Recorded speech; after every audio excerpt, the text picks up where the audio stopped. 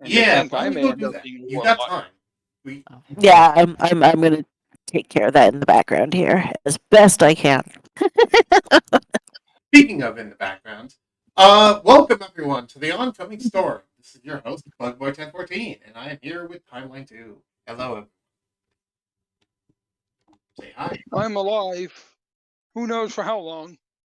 Yes, Whoa. you're alive for now. For now. Yep. So, where we last left off, well, we kind of left on the cliffhanger of what's going on with Linda and Shortcake. Because they got warped somewhere else, they got separated from you guys, and then you guys ended up near the entrance. But where they ended up, we don't know. But before we get to that, Boggoran, you and I have done a small discussion. Let's talk about what was going on with your character, because your character was also a thing. So, would you like to say it, or would you like me to say what was going on with your character last session? Because you weren't part of the main party at that point. Yep. Would you like to say it, or would you like me to say it? You go ahead, mate. Okay. So, Boggoran, waking up early because of him being an elf, he decided to separate and go off on his own for a little bit to go find something based off of a hunch. He heard some weird noises coming from a certain alley, not alley, from a certain hallway, so he just started venturing further into the dungeon on his own. Eventually, he got into a couple of fights, got seriously hurt, took about half of his HP, but cleared through about 3 or 4 rooms, managing to avoid traps, until eventually the shift occurred, and he got moved to a different room. That room he got moved to just so happens to be the same room that Shortcake and Linda got moved to. All 3 of them just happened to end up in the same location, which is this room that you're currently seeing, this 5x5 room. Boggoran is currently slumped against one of the corner walls because he is bleeding out as we speak. He's not dead, but he took half his HP. He is definitely bleeding. And Linda and Shortcake are here. I think you drag out Linda because I don't see her on the map. There she is, this little Linda.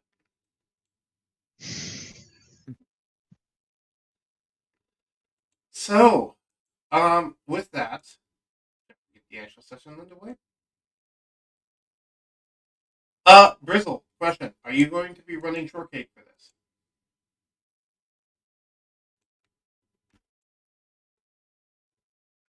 Hello? No, sorry, I was muted. Yeah. Alright. That's fine. That gives me less work. That gives me less work I need to do. And, Boggoran. So, how do you react to seeing them warped into the room that you're in? How do I react to what? How do you react to seeing this, seeing Linda and Shortcake warped into your room, but no one else? Oh my god, thank god! Where the hell were you guys? I can't tell you the amount of crap I've been through, but boy am I glad to see you guys. Also, a little help. Right. I'm not doing so well. Brizzle, do you remember that Shortcake can still be telepathically talked at this point? I thought that wore off. Oh, did it? I think it might have. Never mind. So Shortcake can't talk right now, but Shortcake, yeah. My role playing is like growls and clicks. I don't know. And you narrating what Shortcake's actions are. You can also do that. Don't forget, because a lot of it is nonverbal communication. Mm-hmm. As for Linda, what's your reaction to ending up here, separate from the rest of the group? Well, for one, she can't talk. She's a bunny.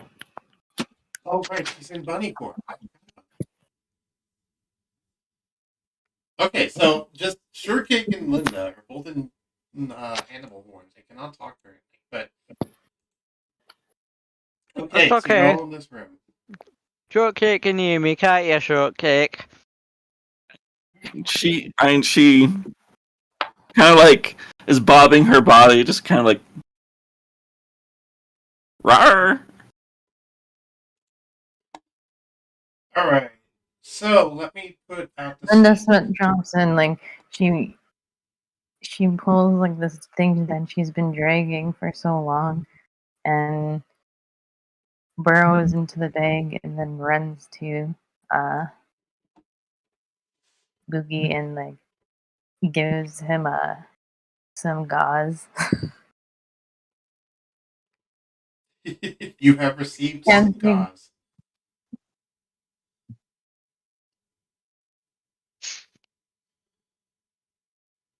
So, describing the room for a second, if I may. Yes, please. The room appears to be. It has 3 doors and 3 walls. One of which is a stone door that seems to be stuck. And 2 of them are wooden doors that seem to be of strong construction and have padlocks on them. However, the northern wall, which is the one that Boggoran is currently leaning against, has some words scrawled on it in what appears to be broken glass, because on the floor beneath it is broken glass. And the words scrawled, would anyone like to try and read the words scrawled on the wall? Well, Shortcake will. Alright, the words scrawled on the wall are "Death comes on silent wings." Check the room for traps first, Yeah, you're the one to do that. please. Okay, which wall are you checking? You need to do them one at a time. The wall I'm leaning against. Alright. Roll me an investigation. The right wall. Yep, for sure. Yep, which is the northern. Oh, that one. Sorry. No, it's fine. The right wall is in fact the northern wall, is what I'm saying. Because currently, yeah, you're facing. This is the wall. So, you do not detect anything. And from what you can tell just from brief observation, this room does not appear to have any traps in it, though one of the tiles on Good the to know. floor is discolored. Which may be an indication of something, but you're not sure. That's all you can notice. Right, no problems.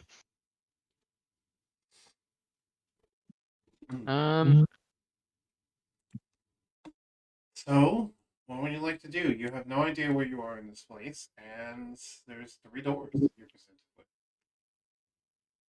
I know, I definitely don't want to stay in one room for too long because they seem to shift when you least expect it. So my idea would be move from room to room as quick as possible.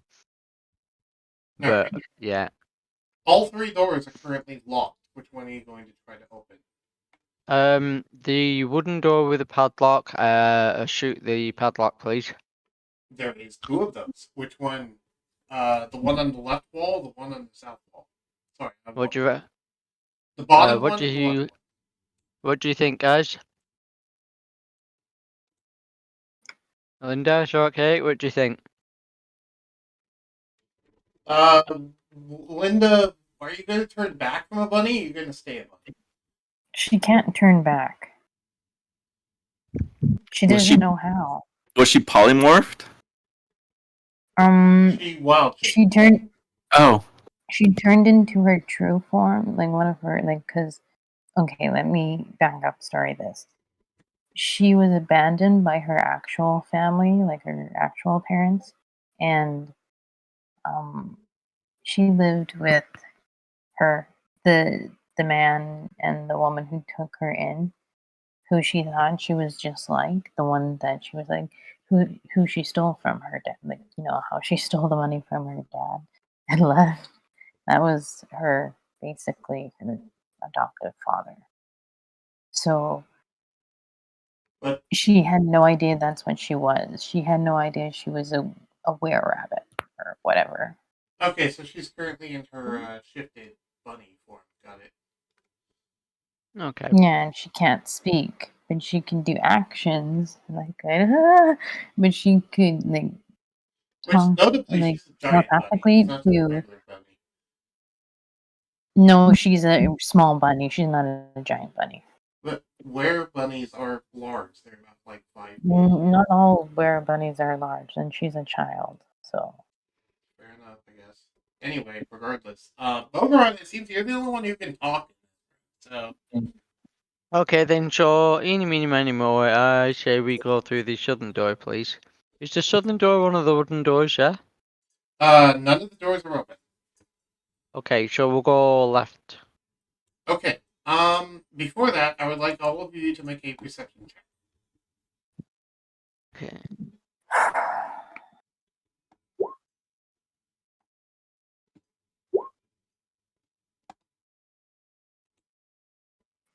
Diana, are you gonna roll, or do you want me to roll? I'm trying to get to perception check. The second box down on the left-hand side if you're looking for it.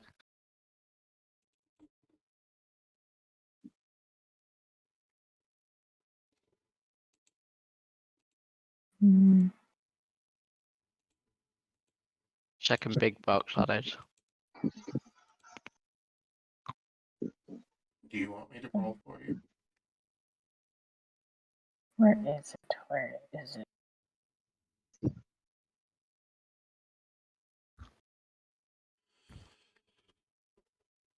I'm gonna go ahead and roll for you.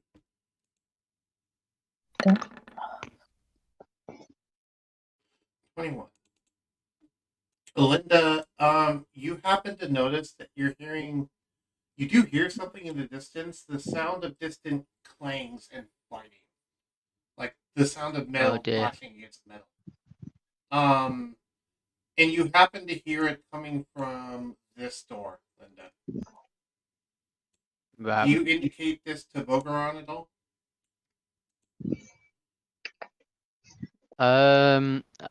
So if there's fighting going that way, yes, I want to investigate it, because it could be the other party members. I don't know, we don't know. True, but you don't hear it unless she indicates it to you somehow. Which she hasn't told me whether she's going to do that. That's right. Diana? No, she can't speak. But she can try to indicate something to him through non-verbal means. You could use your ears to point. Come on, Or- buddy. Yeah. Or, scratch bunny. at the door or something. What do you hear? She flinches and she looks down.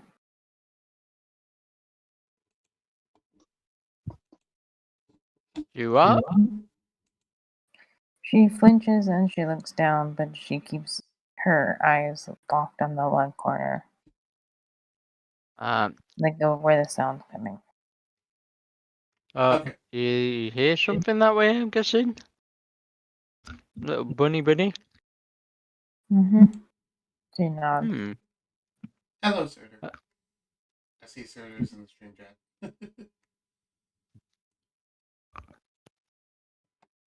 Sorry, Alright. excuse me.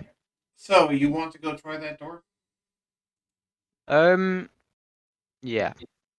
Okay, so you go to the south entry and you try the door. It is a wooden door with a padlock. I'm gonna need you to make a thieves' tools check, and shortcake can help you, so you can get advantage on the check. Which check, sorry? Thieves' tools.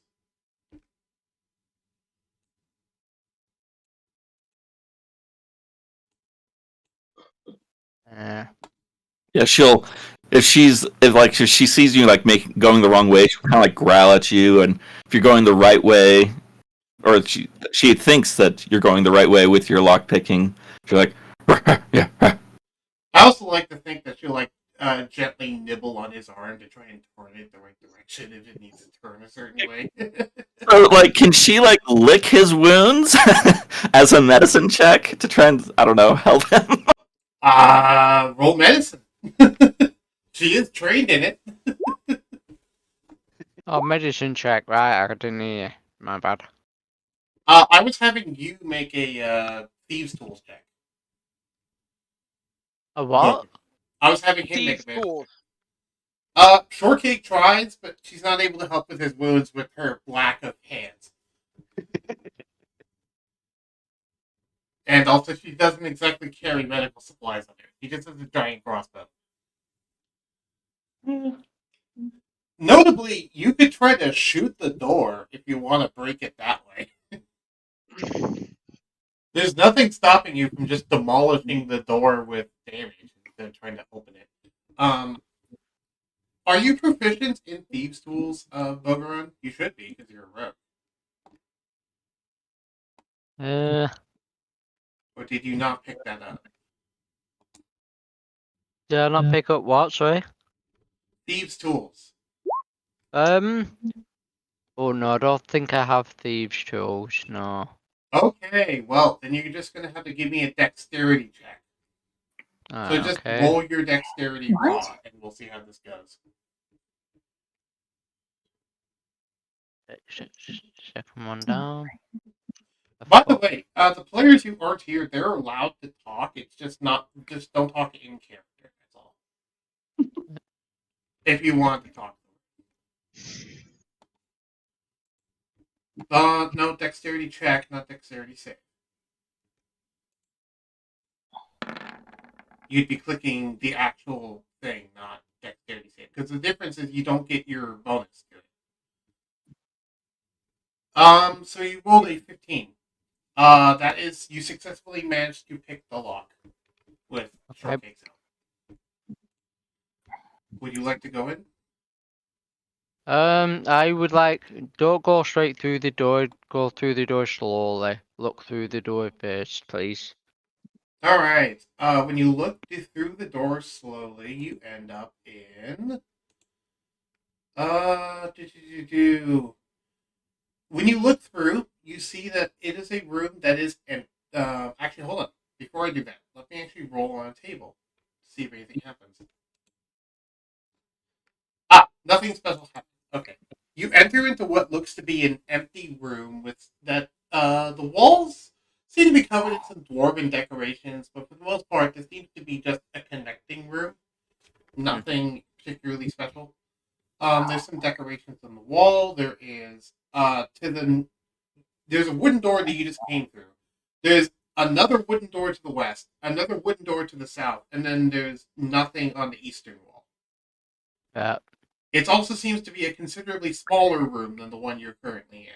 So okay, so the fighting can be heard through the southern door, which seems to be pretty fragile.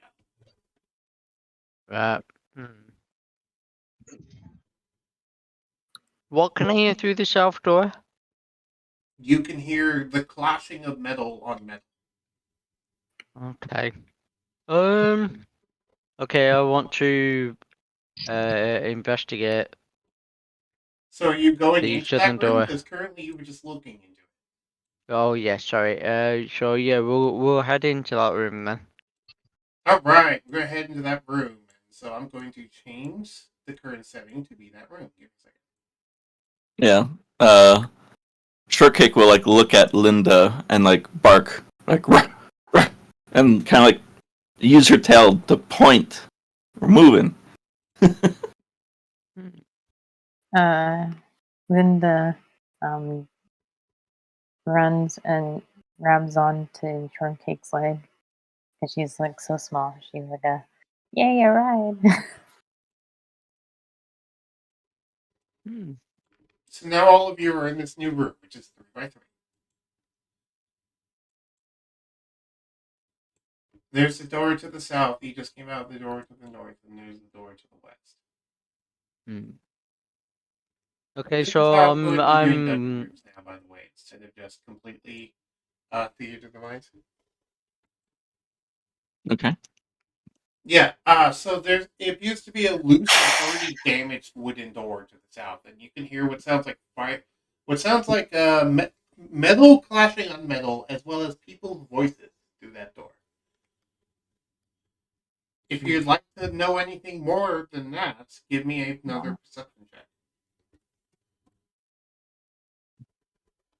Perception check. No, Oh, is this shortcake? Yeah. yeah. But That yeah. shortcake can't hear anything else.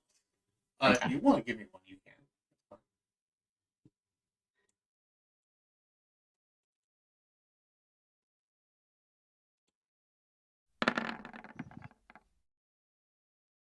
Are we all doing a perception check? Yes, whenever.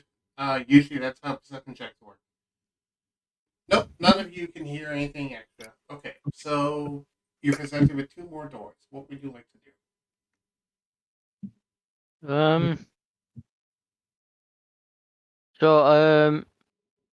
So can we check the other doors first before we go through the southern one where the fighting is? Sure, there's another door to your west that you can check.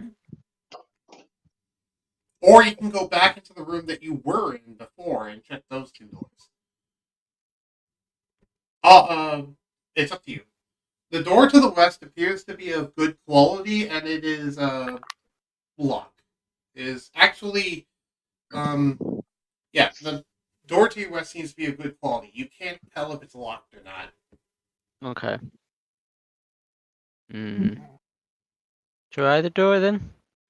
Alright, when you try the door, it opens. It is currently unlocked. Okay. So And- let's. Sorry, go ahead. Go on. I was going to say let's have a look inside, but yeah. Alright, when you look inside, you see that you are peering into what looks to be a hallway. The hallway ends about 10 feet in front of you, and then seems to go off to the right. There's what to the right? You see what looks to be a hallway. It goes about 10 feet in front of you, and then it goes off to the right. Okay. Was that the southern door that he's looking through, or the west door? The west door. He Okay. chose to look through the west door before the south. Okay. Also, I will take a small break because I forgot to go grab water. I need water. So let's all get up, stretch our legs, grab a drink, grab a snack, and then we'll be back.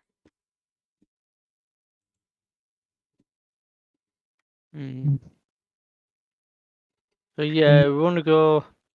I'd say go through the bottom door because if the tunnel veers off to the right, it's going to bring us more or less back to the same spot. Maybe not the exact same spot, but yeah. So Bogey, he said he's going to take a break to go get some water. So just hold off what you're going to do. Oh, okay. Yeah, I think he just said like a 5-minute break.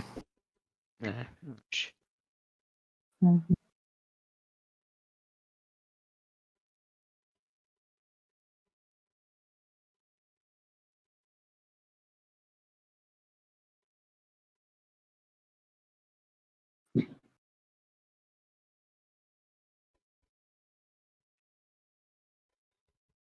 Bogey, what did you end up fighting? Huh? What did you end up fighting that got you so wounded? All sorts of bloody zombies, some horrible beasties, and yeah, it wasn't pretty. It wasn't good. Yeah, they've messed up my armor a little bit as well. Damn zombies, bloody pain in the ass. Where's a cleric when you need one, right? Right? Oh. Or druid. Oh, druid, yeah. Where's that filthy cleric when you need him, right? Just couldn't be entrenched in a fight or anything. Ugh. Hey, you say filthy cleric. Who's the cleric again?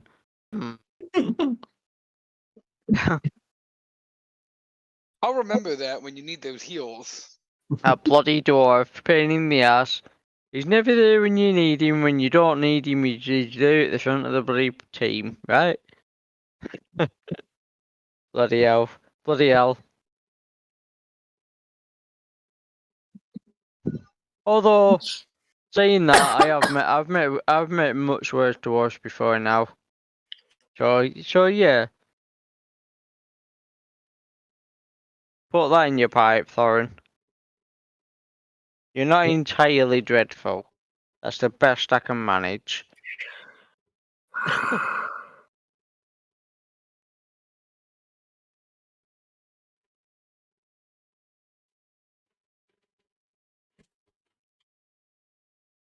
Yeah, I'm really at a wit's end. I was hoping that, Linda, you would. I was hoping you'd at least be able to give input, but seeing as you're a rabbit, that's kind of like, yeah. The hell Right, was You that? were well, happy to shit. see people, but then you're like, oh shoot, at least you got other people to work with you, but Yeah. Well, at least I'm technically not talking to myself, am I? So there is that. And there is Hey, Boggoran, shortcake. Eh? your voice is coming through roll 20. Huh? You're double speaking, one on Discord and one in roll 20. You're talking through roll 20. I don't hear it on my end. Also, I'm back. yeah, I don't hear it did. either. I had to mute it. There you go. Yeah, I Done. usually have people muted on roll 20 by default. How's that? There's a setting you can turn on to make it automatically mute everyone in roll 20. I don't get voices on there, so. I've turned it off now anyway, the mic, although it seems to still be picking something up. What was your question, Diana? I had no question. Oh, I thought you asked a question. Sorry. Anyway, I'm back. I have a full glass of water and a banana, and I am ready to go.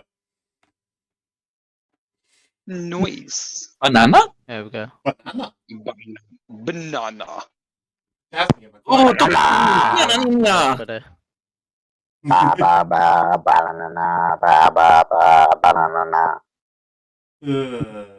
That's the quiet.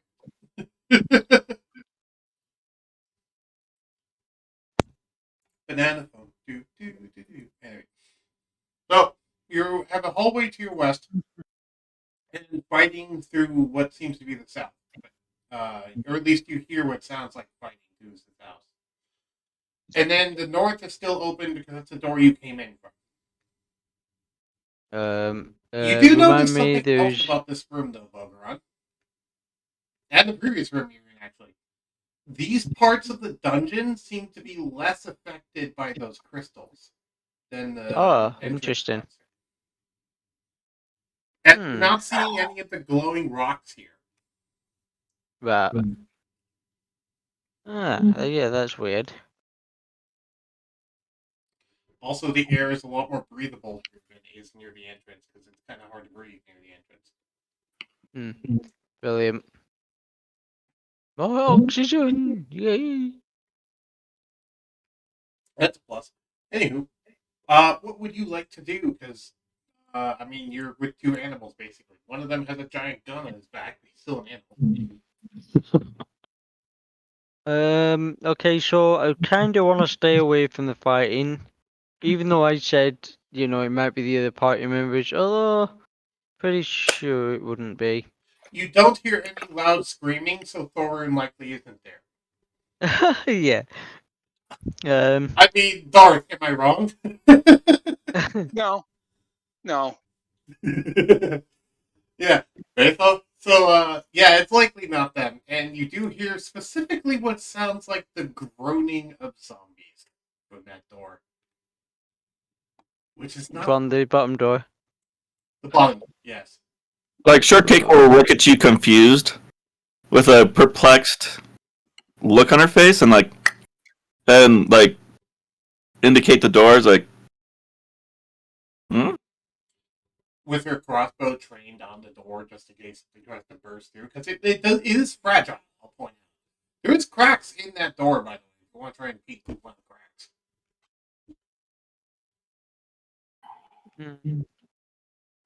Anyway, it's up to you. Where would you like to go?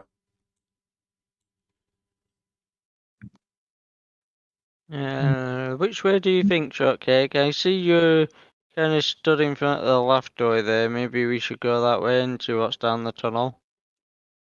Maybe? Shortcake, don't forget that you can point your crossbow at whichever way you think they should go, because she can control that independent of her head. I mean, well, Shortcake will peer through the cracks of the door on the south one just to get a look. All right, so give me Good a idea. perception check and a stealth check, Shortcake. Stealth. Also, that loading screen tip is strangely appropriate. Potential unlocked Shortcake. Let's go. Perception. You're able to see a door, as in the door that you're staring at. Yeah. And while looking through it, it looks like Shortcake's starting to accidentally petrify the door. Oh wow. Somehow Oh, you're dear. petrifying the door. What used to be a wood door is now a stone door.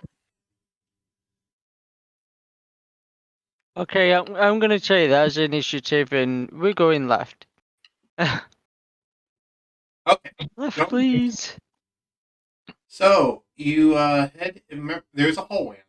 So you head into the hallway. Yep. And there is a portrait of what looks to be a dwarven man with noble attire and a long beard and one eye that is scarred. And he's also bald, it seems. He is suffering from balding. And he is sitting in what looks to be a fancy chair, though you notice there is some weird growths on him in the portrait. And looking off to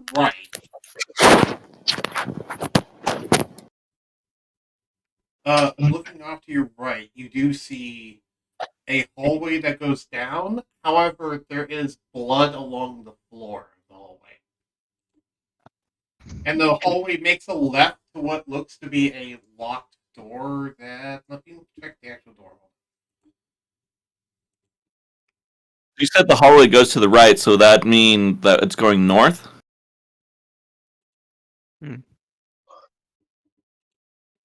The hallway is going north, yes. Okay.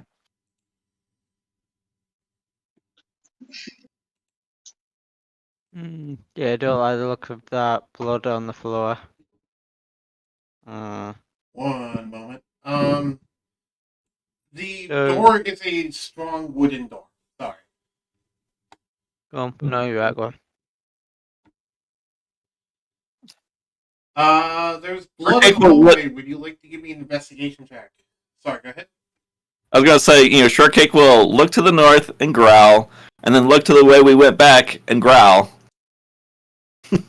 Shortcake and Boggoran. Okay. Shortcake and Boggoran. Both of you may give me an investigation check to see if you notice anything on the ground. Neither of you notice any obvious traps.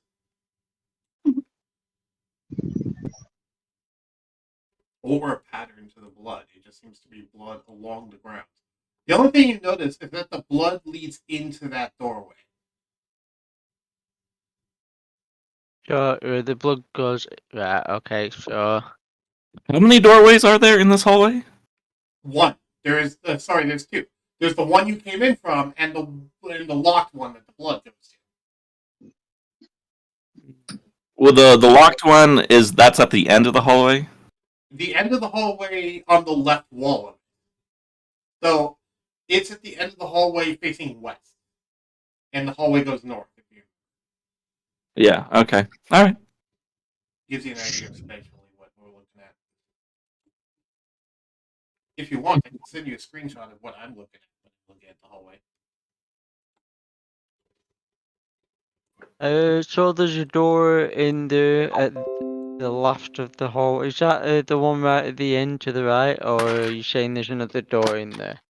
You're not current. This room that you're seeing on World 20 is not accurate to the actual room that you're currently in. It's because you're in a hallway. Here's a picture of the actual hallway and what it looks like, just to give you guys an idea of what I'm looking at. Oh. Okay. It's kind of like a zigzag. Except in my case, I doubled its size instead of being the regular 15 feet. 30.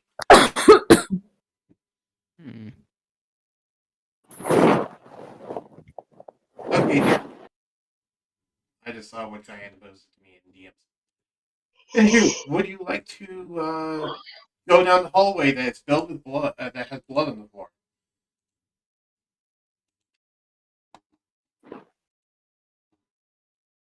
And Shortcake will kind of like look at Bogey and just like expectingly.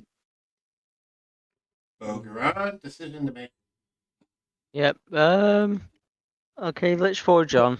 Let's go to the end of the hallway and yeah, see what's at the end. So Shortcake will stop him and walk in front of him. Okay. So, thanks for that, Shortcake. I'm guessing that's not. I'm guessing you're sensing something that's not good at the end of the. Okay, Give I me a say. dexterity save, Shortcake. As you get to the middle of the hallway.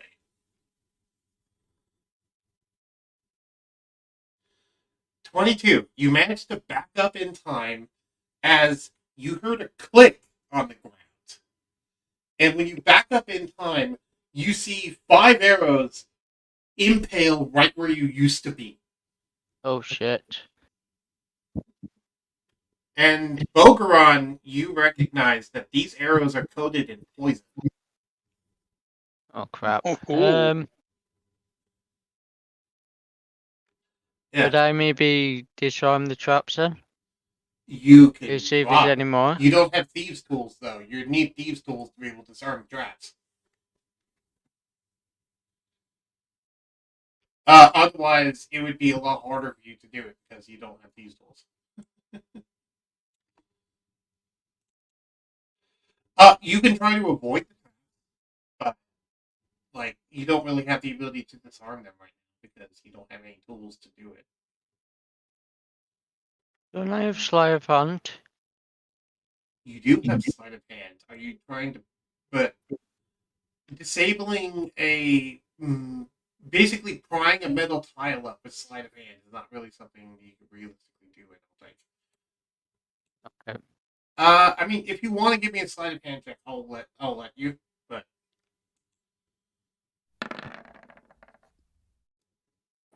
24. You managed to disable the trap with sleight of hand. That's high enough. It was a harder check, but it wasn't an impossible check with sleight of hand. For reference, for these tools, it'd be DC 15. For sleight of hand, it's DC 20. Anywho, so you managed to disable the crossbow trap, and you gained. Hey, Boggoran, roll me a d6.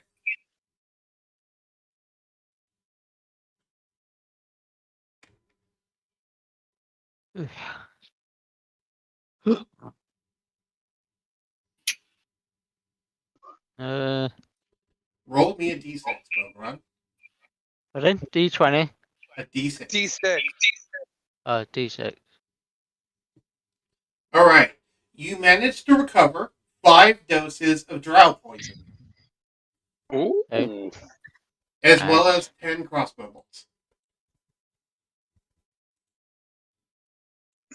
So yeah, go ahead and stash away that drow poison. It may come in handy for you later. You never know. Nice.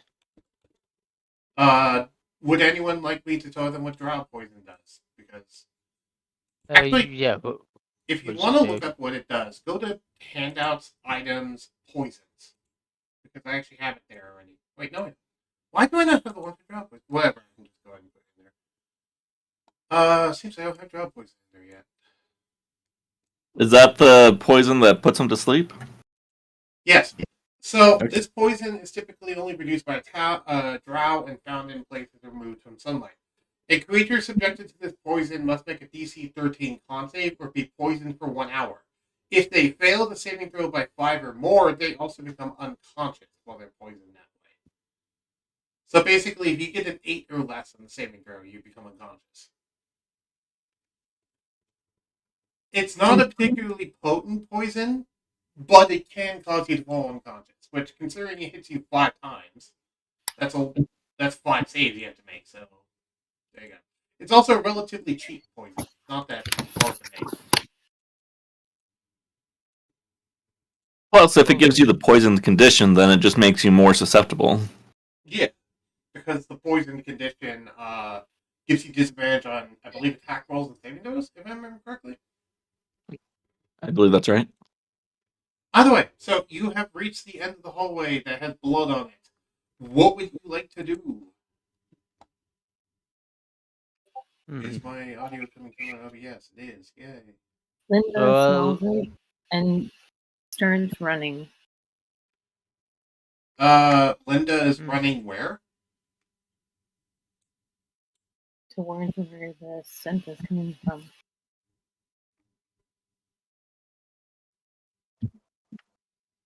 I couldn't hear what she said. what did you say, Linda? Yeah, Linda, I turned you up because I couldn't hear you either. She smells the blood and she runs towards the scent, like where it's coming from. Okay. So she runs towards the blood? Mm-hmm. Okay. She runs towards it and is able to smell it, and she's able to identify it is dwarf blood. Specifically. Getting to the end of the hallway, you notice that the wooden door that you are now currently facing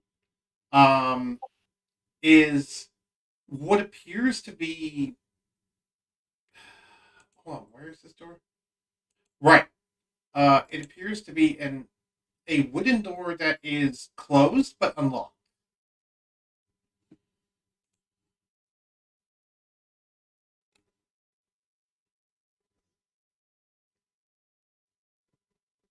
What would you like to do in the face of this unlocked wooden door?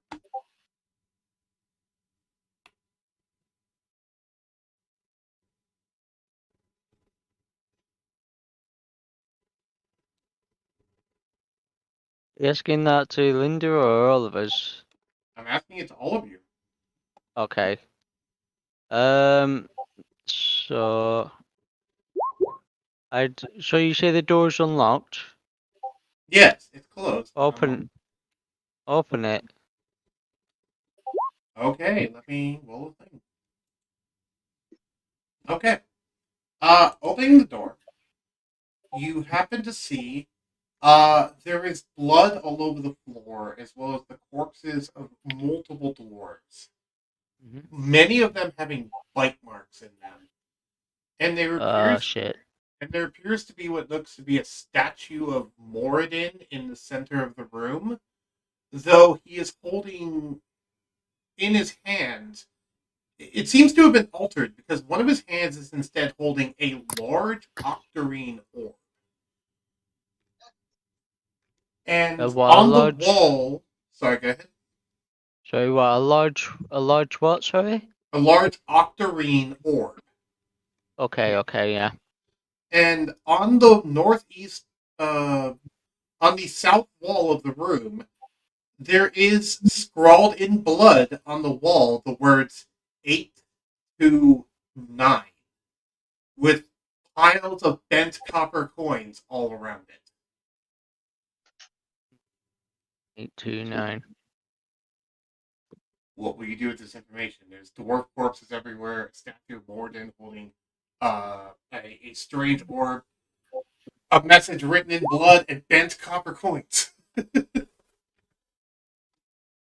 8 to 9.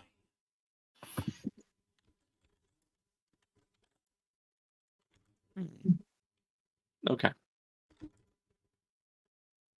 I accidentally typed night. Not sure what to make of that. There is also on. So you came out from the southeast. You're coming in from the southeast door. There's another eastern door which is about 15 feet away from you on the other side of the room, but it's on the same wall. That there is. The question is, do we go into the room? Do you want to go into this room with the statue of Moradin in it that is holding a questionable orb? I don't know. What do you think, Shortcake? And she'll growl at the statue and then I kind of shrug her shoulders and growl behind us. Mm. Okay, let's go back. All right. So you head back to the previous room that you were in. It is still the same as when you left. What will you do? Was there actually we're going back into the other room. I'd say go through the north door back to the original room we were in and try one of the other doors. Okay. There is still a stuck wooden door in that room, as well as what appears to be a strong wooden door with a padlock on it. Which one would you like to try? You went back to. Oh, I'm sorry. You went back to what room? I believe it was room 37. The You first do realize something Sorry, though, Boggoran, when looking at the layout. Give me a nature or survival check with advantage, Boggoran. Nature or survival, and you will have advantage. No problem. Let's see. Survival, there we go. Okay. You notice with the path that you just went, the door currently to your west that is locked is the other door in that room with the statue of Morradin. Oh, You basically would have gone in a circle if you went through it back to your original room. And I'll actually send you a picture of this because I have a picture of this. So all doors are essentially leading to that room then? Not all the doors. Yeah? Not all the doors, no. Just all the ones that you went through. Pardon? Here, I posted it in D&D general Okay, chat. okay, I see it. This is the path that you went, basically. Okay. You entered through that bottom room of room 50, and now that you went all the way back to room 37, that door on the right there is the same one in room 50. Which, yes, they're numbered, crap. but you don't see numbers on the floor or anything. I haven't been going in on. What do you think, guys?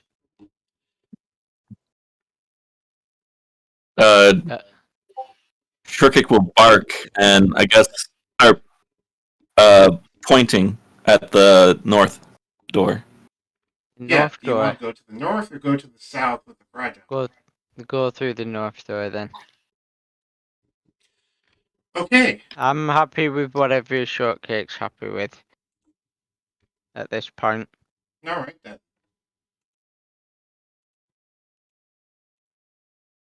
What's behind door number 3? Linda just follows.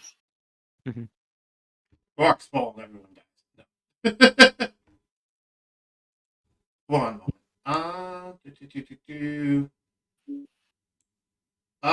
Okay. You try to open the door. You can either try to break down the door or try to push it open with a strength check. This one's the metal one? It is the northern one. But it was made out of metal. Yes. It is the metal stuck door. It's not locked. Shortcake will try strength. Yeah, you could either try to do a DC 20 strength check or just deal 40 damage to it. He'll try to push it open. All right, Boggoran, would you like to help him try to do this strength check? Yep. I know you kind of suck. Who heads about them one? Linda, are you also going to try to help? Actually, Steve doesn't need it. So, okay, all three of you try to push on the door, or Linda trying her best. She's just a tiny bunny. And the door manages to push open, and you see a strength check, not strength save. 1 minute. You see where it says strength on the left sidebar? Yeah. You would click that. It's not doing Not where it anything. says strength save. To the left of even that.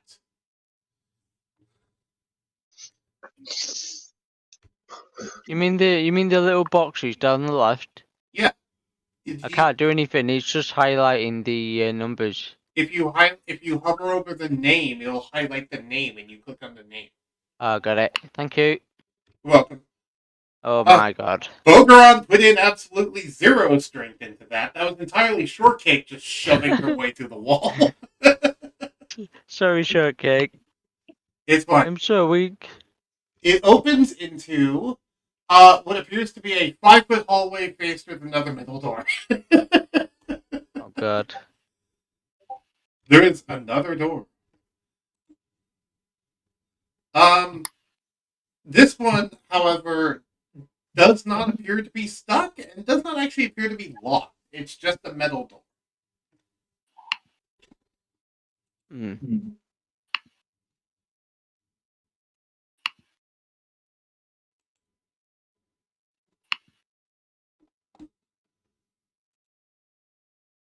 Should we try that door then? We see what. So you just rolled something. And no, I forgot that was visible to you guys. Ignore that. Okay. Do you say there's a body in the room? There's no room. It's a 5-foot long hallway leading to another door. It's just a plain hallway. There's nothing in it. It's more dwarven stonework everywhere. I'll check for traps first. I'm not even going to make you roll. You check the traps. There's no traps in this room. It's just a 5-foot room. There's not that much space even for traps.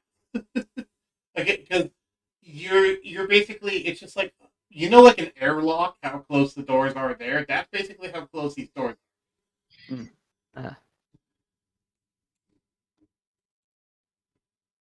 Okay, we just go through that door then? What do you think? We might as well. We've nowhere else to go really, unless we want to look into that orb thing. Although I'm not sure we should mess with that.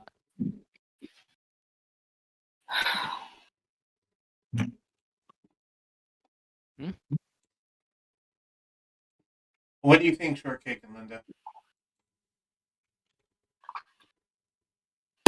She'll click, and like keep moving forward. Okay. You alright with that, as Linda? you- Sorry, go ahead. Yeah, no, just saying, is Linda alright with that? I don't want to leave her out like that, even though she's a bunny. Linda, are you alright with it? Alright with what? I'm asking, were you thinking of moving ahead through this door? Are you okay with that? She just follows. Okay.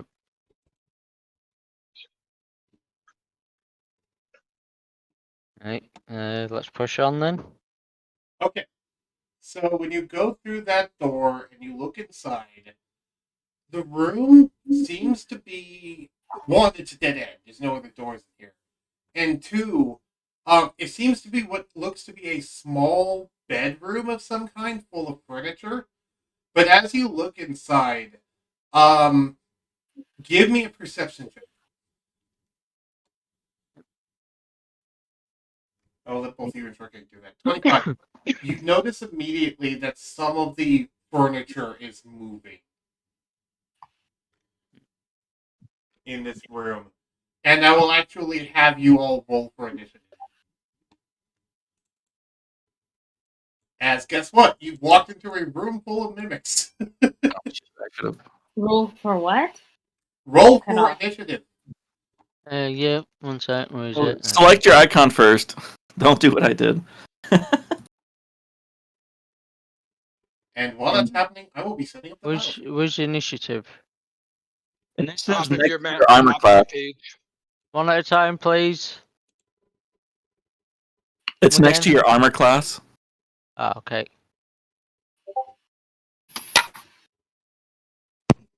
Make sure you click on. Sorry, I know I'm a bit slow, but I'll get there in No, you're fine. I think my thing is broken. You have to click on your profile, not the profile. Click on your little icon for your character. Yes, Click I on know. It said the results was not valid or whatever.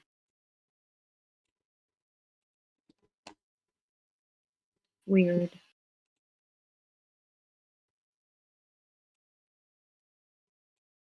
Did I do it right? Give me a second. I'm setting up the battlefield.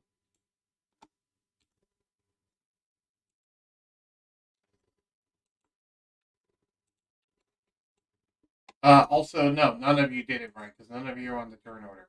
But you clicked the right thing. You just didn't click on your token first. But let me set up the battlefield first. Give me a second.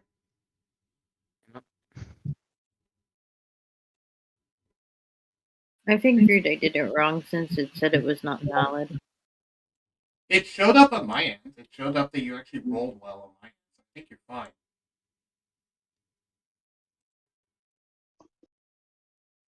Oh no, that was weird. It was weird.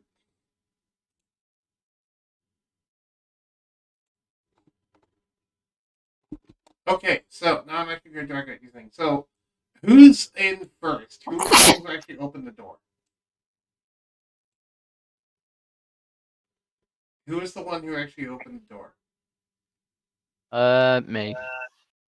Okay, so place yourself here on this tile. Okay. Shortcake, place yourself behind that, and Linda, you're riding on top of Shortcake. So you would go here.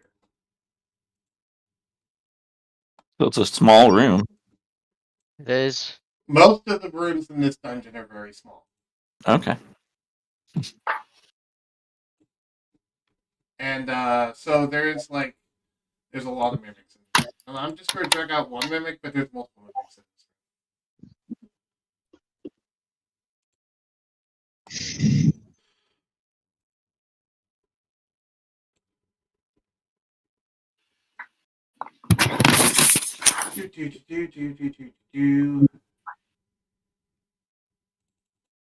I'll go ahead and add you guys to the initiative order as well.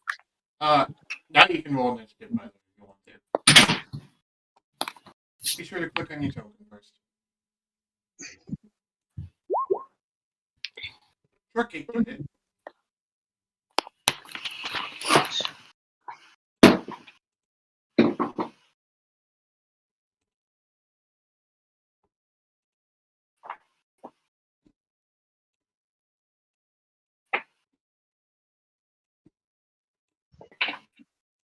Oh god. There's about 5 mimics in this room.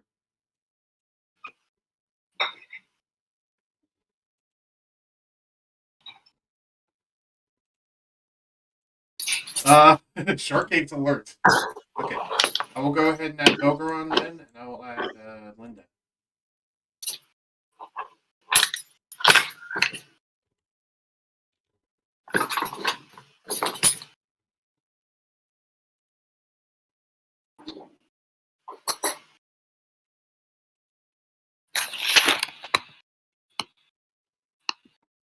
Okay. So now I'll roll initiative for the mimics. They're all going to go on the same turn. Yay! They're thankfully going. So Boggoran, you actually get the first turn. You got the highest initiative. I just realized I haven't had music going. Why have I not had music going? Hold on, let me fix that.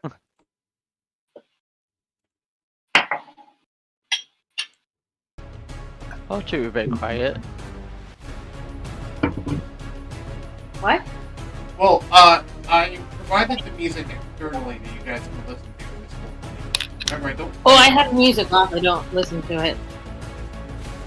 Oh, you don't have to. The point is I have it. Oh, I like to listen to it. It sets the scene. Yeah, I'll send you the link. It's mood music. Helps Did to we help. have to do initiative again? Your initiative was rolled. You got 16.14.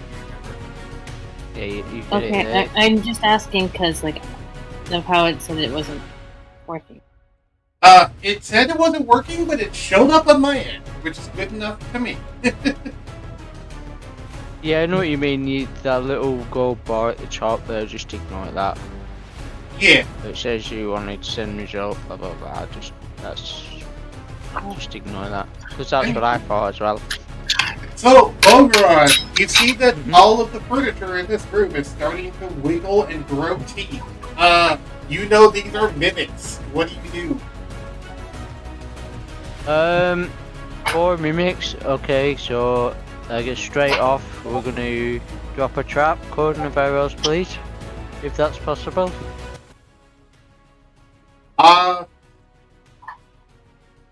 It is possible, yes, but would it be useful when they're already on top of you? You could just Oh, shoot they're already them on top or of me. back up. Oh, What? The closest two are 5 feet away from you. They're in your face. Shit. Okay, so in that case, can I move to Yeah, you can over, try to move over, back over up, there? and you can't move. If you move up there, there's going to be a bunch of opportunity attacks on you. Because don't you're go- moving further into the room with them. Yeah, don't go in there. They're gonna Okay, surround you. Okay, so in that case, I'll attack. Yeah, you could try to run back into the previous room that you were in. Oh, I can. I'm struggling to hear you, man. I mean, I can hear you, but there's a lot of noise. It's alright. Can you hear me now? Yeah. Sort of. Boggoran? Yep. Is anyone able to hear me right now? I can hear you just fine. I can hear you, but it's not clear. This is where I struggle with my ears. Well, as I said, you don't want to be running further into that room. You can run back to the previous room you're in if you want to. But It's going to be Okay. difficult terrain because you're moving through shortcake. But yeah, you can do it. well, as soon as I'm at the front, I may as well attack these mimics. Okay, you will have. Do you have close quarters shooting? That's a good question.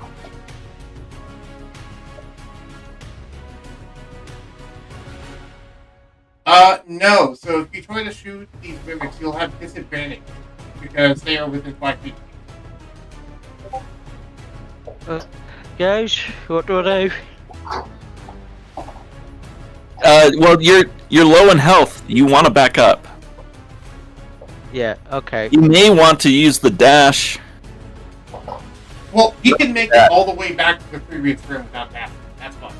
Not the dash, but you want to disengage. You want to use the disengage action so you don't get any attacks of opportunity on you. Yeah, because they're going to try to okay. take opportunity Say no more. attacks if you run away at this point. Yeah. Sure. We'll back up then. We'll back up. Okay, and you use your action to disengage? Or not. Because if you don't, then they're going to take attacks of opportunity. Yeah. I see what you mean now. Yeah. If I don't do it, they're gonna hit me anyway. So I may as well back up and get out of the way. Do you disengage is the question. Yes. Okay. So you are back in the previous room. Is there anything else you'd like to do with your turn? That you cannot see them at this point because you're out of eyesight.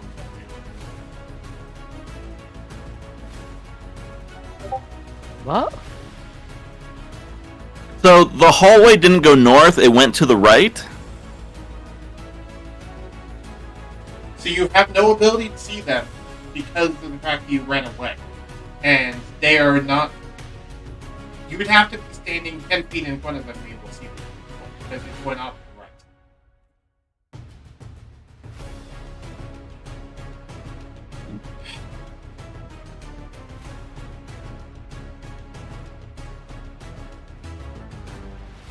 right. $30 seconds. I'm starting the timer. What did you say? I don't know. Can we use the text box, please? Because I'm struggling.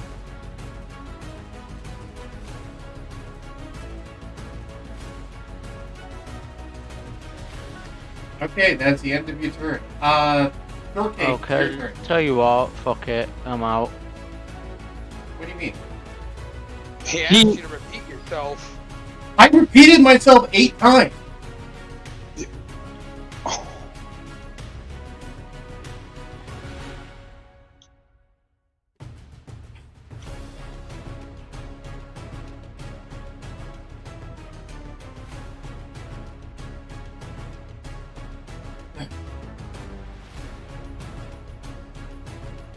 So you guys just want to skip this and go to the other side of the party, or just guilt point?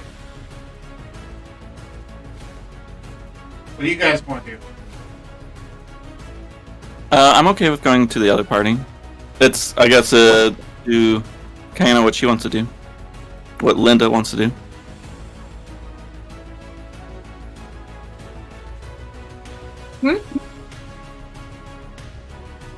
Would you like to continue this engagement, or do you want to? Would you be all right with moving to the other group? Since we Because lost the fact that Bogey. Boggoran just left. The other group. Okay.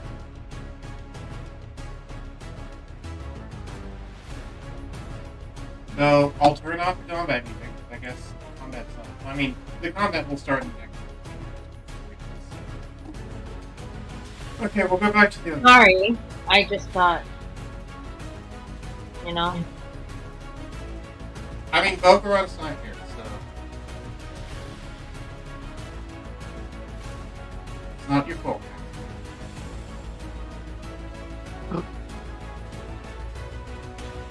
Let me find the map where it is.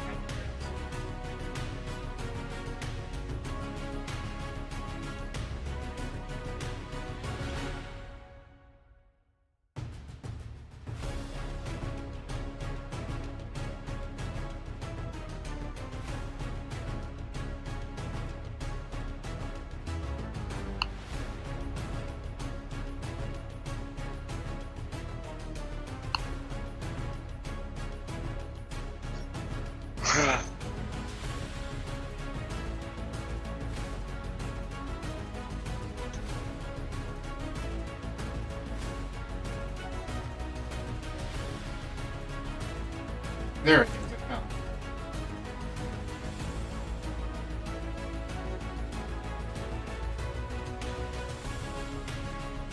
Where'd everyone go?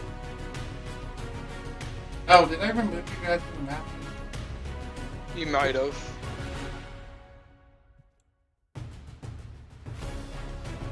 Nope, it was the wrong one. Here's the actual one. Okay. So here's the actual one. That's off. So now we go back to the other side of the group. So currently, thorunn is engaged. Is engaging the zombies. Ragnarchild currently is transformed into an owlbear. I think. Is that why there is an owlbear out there? I forget. Yes, if I believe last time I had, Yes. wild shaped into an owlbear. Okay. And I was roared slightly in somebody's confused 'cause face. I saw both the owlbear and Ragnarchild here, but Shadow's here, Shad's here, Brizzle's here. Tochika's basically decides at this point to just leave and go back to the carriage. He's out of here. And the Elemental's here. Thorun's currently engaging with that. Meanwhile, Shad is unconscious. Except, Ragnarchild, you notice something. So while Thorunn is currently actively fighting a bunch of zombies, you notice that... Actually, give me a perception check while everyone rolls for initiative. Oh, perception check. Okay. Everyone will have to roll for initiative again because of the fact that the initiative order was not saved from last time. So...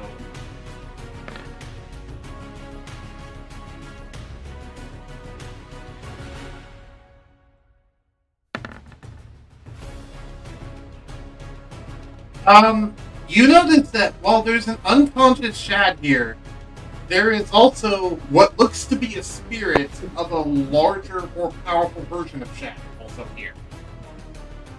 Like, you're seeing a ghost version of Shad outside of his body. Who's standing on the other side of him. Oh, it's a Shad. What are you doing over there? No one I'm else can stuck see. in astral forms. Wow. I got stuck like this. Until I regain consciousness, I am stuck like this. Oh, well. How you feeling? Well, besides almost dying twice now, I'm doing okay. Oh, I don't want to go into how I almost died. Just that's a bad idea to talk about.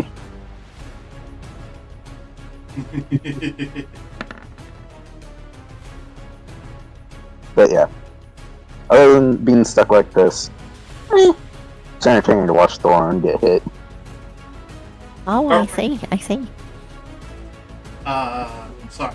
Did you have a little bit more role-playing class? Nah. Oh, nope. Okay. Combat can start now again. So, Shadow is the one who gets the first turn. He doesn't know that Shad is here. He looks over at Thorunn and taunts, "Do you want some backup in there, or are you still out of your mind?" Thorunn, give me a wisdom save. Oh boy. First one. Yeah, this Sure is to can't see if wait. you snap out of you. Sure can't wait to see if I mess this up. If you roll high, you can actually snap out of your head. Yay, you rolled high. Nice. Yeah, rip initiative order. Sorry, sir. It's fine. So, you managed to snap out of you because of Shadow's taunting. You managed to snap out of there, and you heard him say, "Do you need some help in here?" Taunting. Sorry, run that by me. Sorry, run that by me one more time. I said that Shadow taunted you with he taunted you with, "Do you need some help in here?" If you can do it without killing yourself, by all means, please. He also said in a taunting demeanor, though, implying that you can't handle this on your own. Chances are I'm going to die. I could really use some help. He shrugs and goes, "Well, all right then." And he looks at his own capabilities, and I believe he has an ability to teleport. Let me double check. Been a while since I looked at his stat sheet.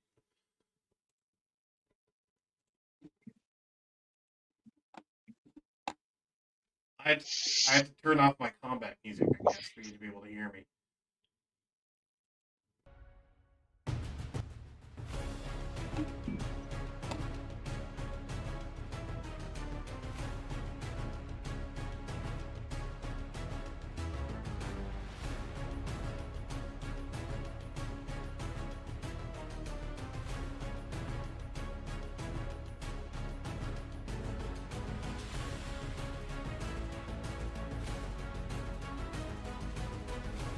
So,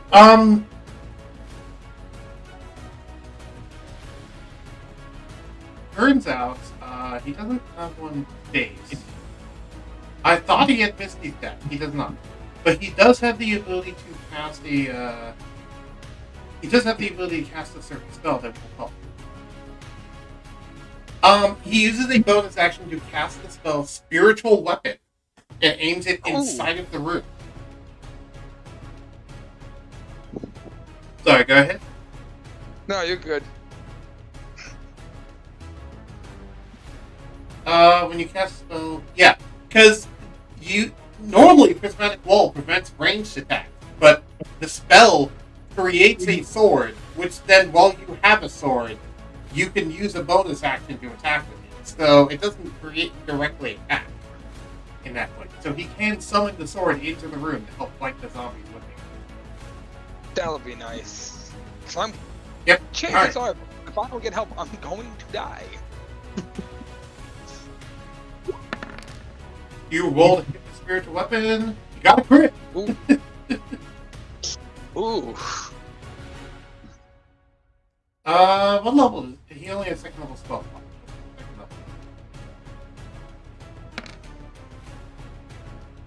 level. One of the zombies took 15 force damage, which got reduced to. Do they have resistance against force damage? Let me actually pull that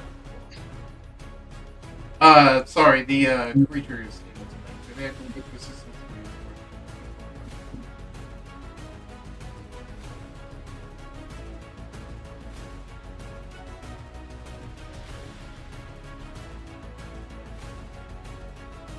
No, they took full force damage, so that is, in fact,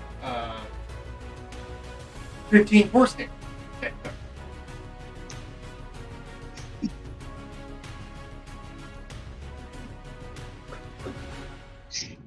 It doesn't reduce it at all?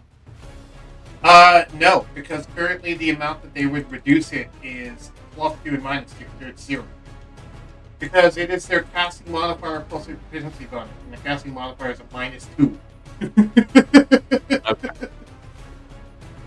That is the amount they reduce. And they also don't have resistance against force damage, because the octarine crystals don't give them resistance. Most of the hardiness of these creatures have come from the crystals that are investing, rather than the actual creatures themselves. He's able to do that as a bonus action. As his action, he will actually lob a potion. Or rather, he'll walk over and just gently toss you a potion through the thing. Give me a dex save to catch it. Oh, God, I hope I don't mess this up. It'll only be DC 10. Yeah, you made it. You managed to catch it. He gave you a superior healing potion. Oh, nice. Because he has it. It's alive! And then he moves out of the way of the door in case anyone else wants to do something. And ends his turn. Because he can't do anything else. Because he can't attack.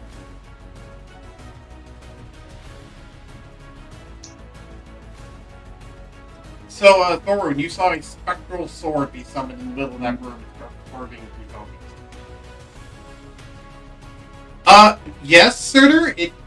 Wait. What do you mean through layer 6? Hold on, let me double check. Does layer 6 have any attraction? Oh, it's just layer 1 and 2.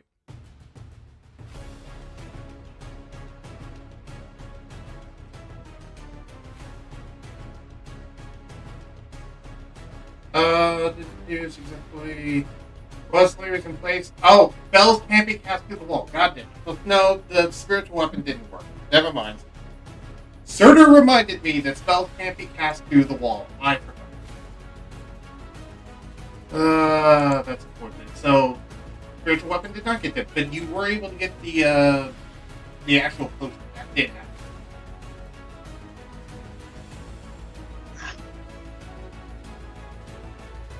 I'm not super familiar with Prismatic Wall. I apologize. Oh, Grizzle, it is your turn. Mm-hmm.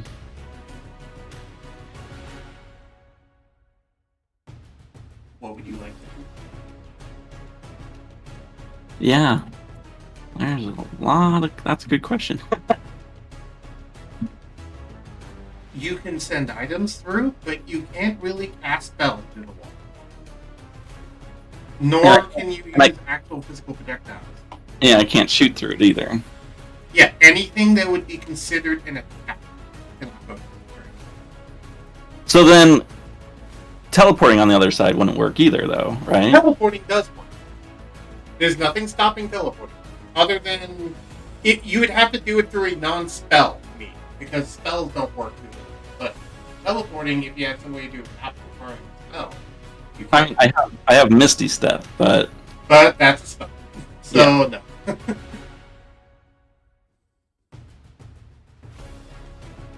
Yeah, you cannot Misty Step your way through there.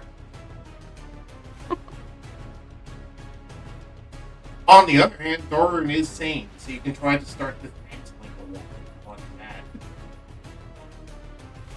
Dismantling it? Yeah, because there is specific ways to get rid of the certain layers. Give me an Arcana check to see if you know how to do this. Yes, you do. Okay, so you know that the first layer that you're being presented with, the red layer, requires 25 cold damage being dealt to it to activate the spell. Cold damage. Cold damage. It does not have to be all dealt at once. I thought it did, but it does not. It can be just, it needs to be 25 cold before it will be dispelled.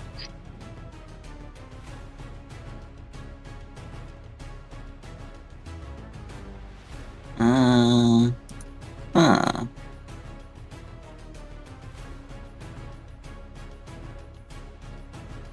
Dang, it had to be cold. The rectangle on the screen is the size of the room that these guys are in.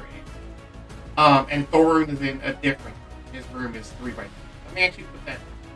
I mean, I guess I'll just try to. I mean, the only cold damage I got is like ray of frost. So That's the size of the room that Thorunn is in. Yeah, you can try Ray of Frost if you'd like to. do I need to roll to hit it? Yeah, it won't be hard. You do roll to hit. See if you just don't miss like the boss side of the bar. Yeah, no, you hit. Roll damage. Plus, the other reason why you have to roll is to see if you crit. Okay. It has taken 8 cold damage. It needs to take 17 more. Yeah, I'll just. It's like the first layer needs to get cold damage on it, guys, and we can't shoot anything or cast any spells beyond it. So I'm just trying to work on the first level, and it needs cold damage. Is there anything else you'd like to do with your turn? You could try to leave. You could try to lob an item through there to give Thorunn if you feel there's something you can take.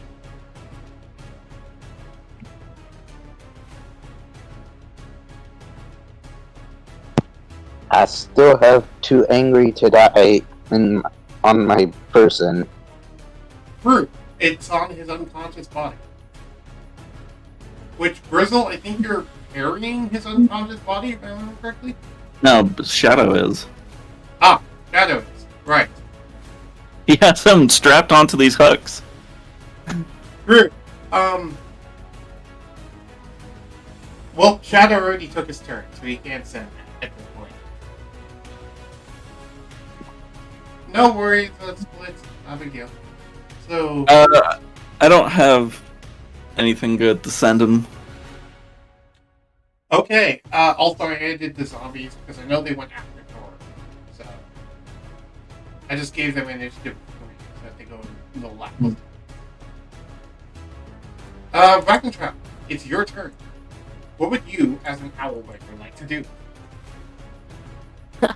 Okay, so as an owlbear, I'm going to just like, I'm gonna make my multi attack on the thing. I'm gonna try to do a beak attack, and then my claw attack.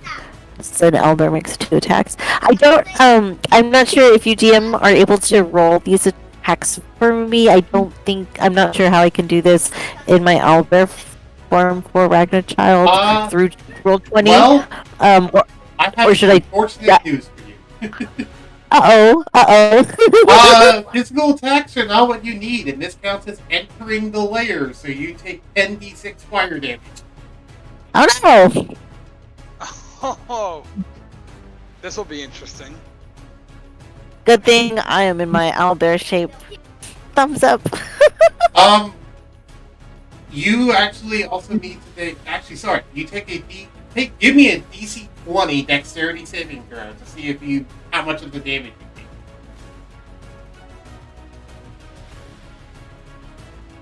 As you try to swipe and peck at this thing, it just burns you. Next saving throw. Yeah. Yes. Okay. That's it. Let's see. This might actually burn you out of elevator form. You failed. You need 20. So you'll take this full damage. I'll give Flash of Insight. Give her a +5. Okay. So you take half. You take 18 fighting damage. Gonna like call out. It's like, no, don't touch it. not like that. That's the bad thing. Spotlight. Yeah. Okay. As for to answer your question, Dragon Child, I gave you access to the thing, and I could just bring it up again if you want to see it. That'd be great. Thanks. Yeah, you're welcome. Besides that, once I get this owlbear thing done, then it will be the living deep phase turn, unless you have anything else you'd like to do on your turn. No, we'll leave it there.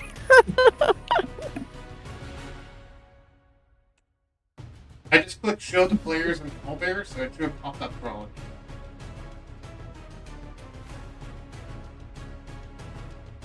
you. Okay, and it was edit sheet directly. Okay, thank you. You're welcome. Now, living deep phase, it gets its turn, aka the air elemental. It notices that Shad is here, because it's able to see him, because it's an elemental. And it has a... does it have true sight? Let me check.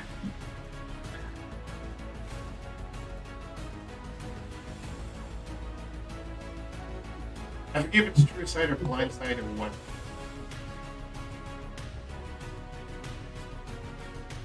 Actually, it just says dark vision. But it is able to see him because he is another elemental. I'll go ahead and say. So didn't design Ragnar to not take damage or roll not to be blind. Nope.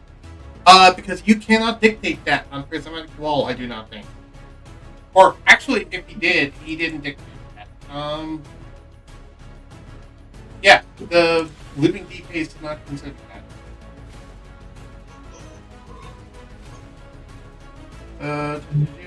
You position the wall, if another creature use. Yeah, it doesn't say anywhere on here that you can pick for people to be immune to it. Yeah. There's no way to designate creatures that you don't want to be affected. Oh, you use creatures you designate the time you cast the spell through and remain near the wall without harm. Okay. Fair enough. So, Rocket Child, you didn't actually take that damage.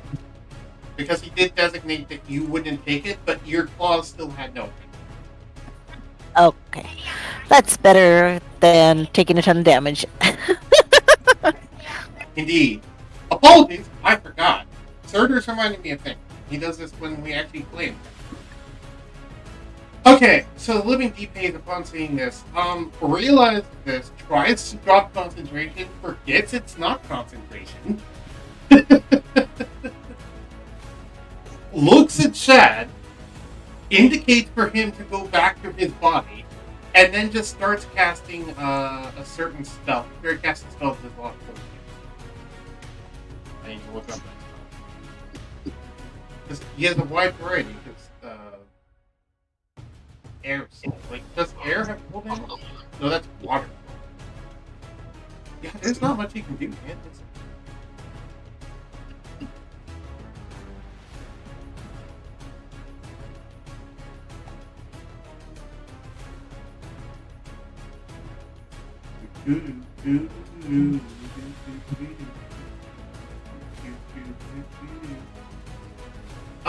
Oh, there is one thing he can do. He can do chromatic orb to do full damage. That's what he does. So he casts chromatic orb at the wall. I will have him make the roll for that.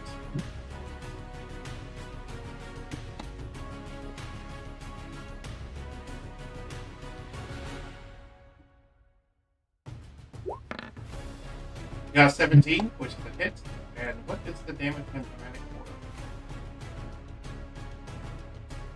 orb? It's not actually on the elemental stat. 3d8, I believe. True. The reason why you assume that, Surtur, is because I also forgot about that factor as well. Which, Thorunn doesn't have to worry about that because he's not looking at the wall. Thorunn, if you started looking at the wall, you might be blinded. There is that, because it's shining light very brightly.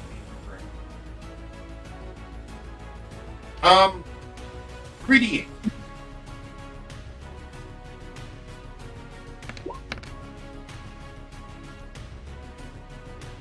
13, so it dealt 13 more cold damage. So now you only need to inflict 4 more cold damage to get rid of the red fire.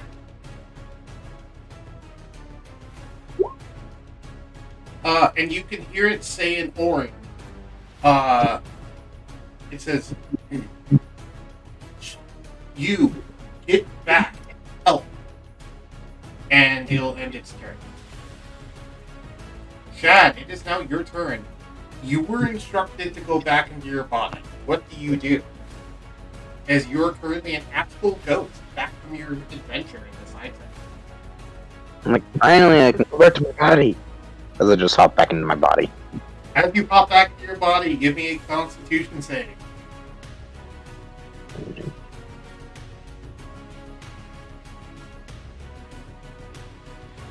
Okay, you managed to bring back your body as Chad's spark goes back to normal means, and he gains consciousness again. Though, as a result of this entire thing, you will have 1 level of exhaustion. Yeah.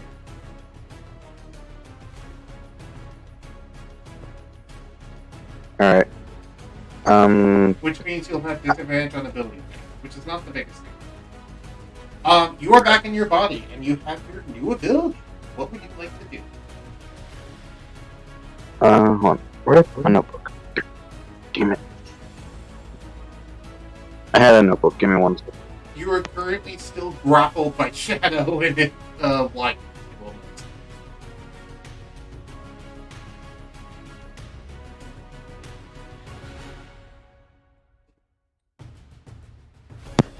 Well, first I asked Shadow to release me so I can do things.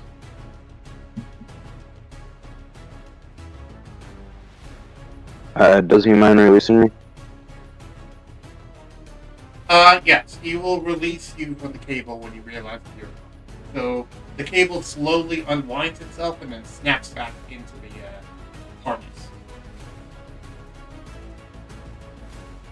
Alright, so...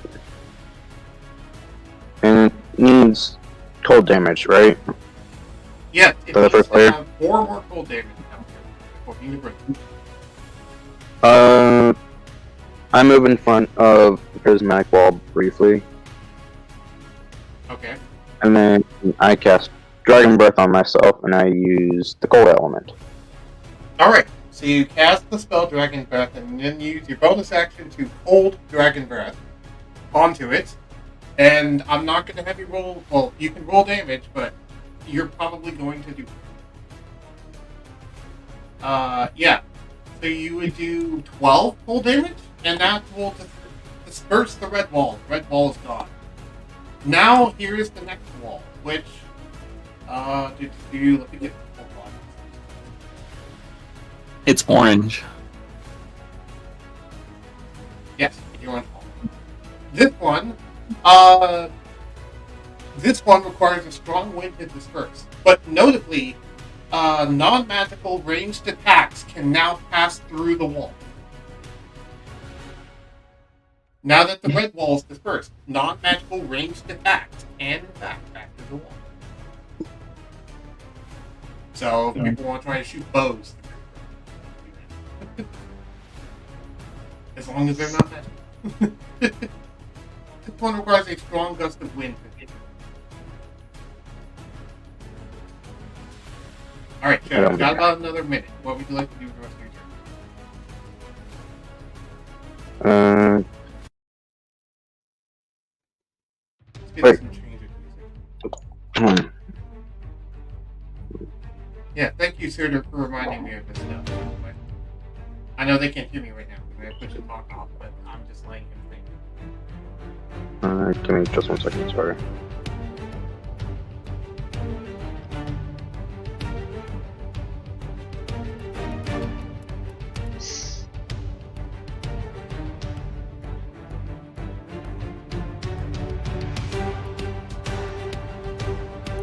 Would I be able to cast Dispel Magic? Wait, I don't have components. You can attempt to cast the spell magic. I don't have the components for it. Dang it.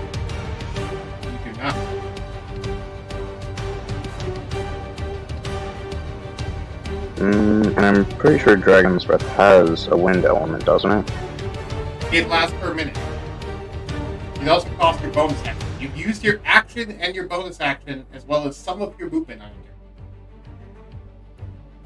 I'll move that a little bit to give way for other people. And I'll end my turn.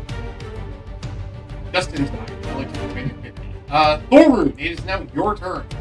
You got a potion passed through you, and the red ball has disappeared on the wall. And the light has slightly changed, but there's still blinding light coming from behind you. Thankfully, you're not looking at it. Nice. With that in mind, I'd like to use a second wind to charge up my health before I use my potion. Alright, so roll for me second wind. Yep, just gotta pull that up. Where are the features and traits? Where did you go? Wind. In my opinion, yes, it is the same on both sides of the wall. You can use bonus action to regain hit To points. me, equal the to 1d10 layers plus are your similar fight to level. an So it's onion, 1d10 where they're going from plus outside level. in rather That's than 8. being double-sided. Also, yes, I have put your talk on. 16 hit points. Alright, you recover 16 hit points. 7, 8, 9, 10. Alright, you recover 16 hit points. None.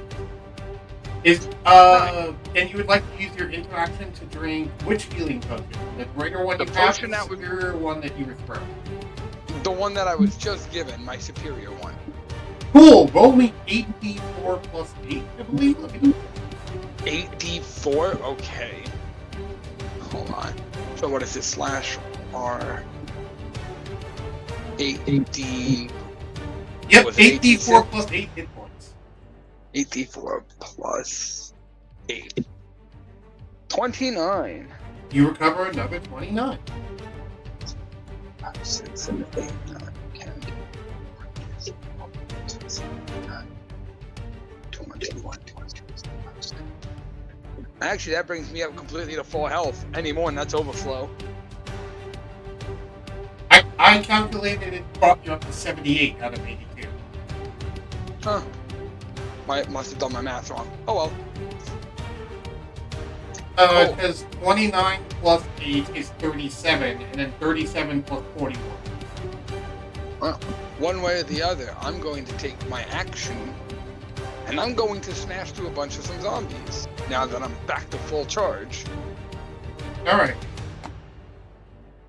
I will go ahead and do so. Go ahead and hit them with the Starlight Blade.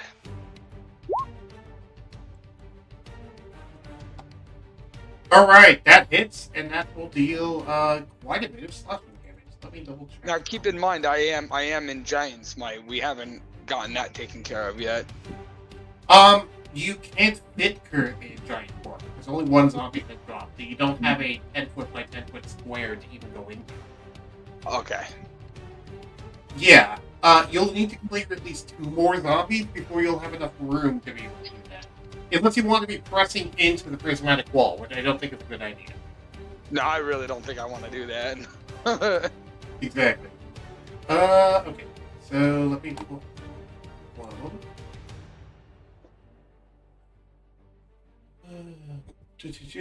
Okay, so they are immune to non-magical stuff. Okay, so they take half damage from this.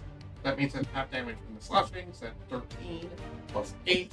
That makes 21. So you took 21 more damage. Cool. And I'm going to go ahead and swing that again because of my stuff.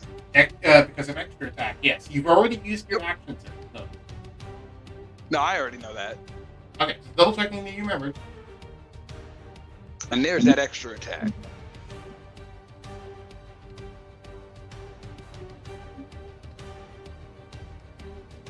Alright, that one deals another 15 damage. As another zombie has dropped. And stay dead, damn it.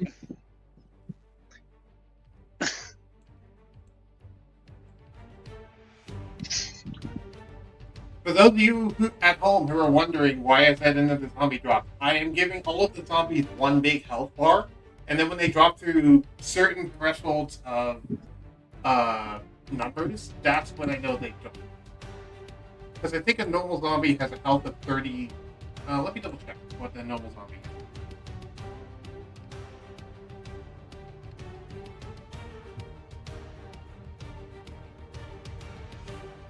A normal zombie has a health of 22, so every increment of 22 is a lost zombie. So I think you actually just cleared enough space that you can go into giant form if you want to as your bonus action on this turn.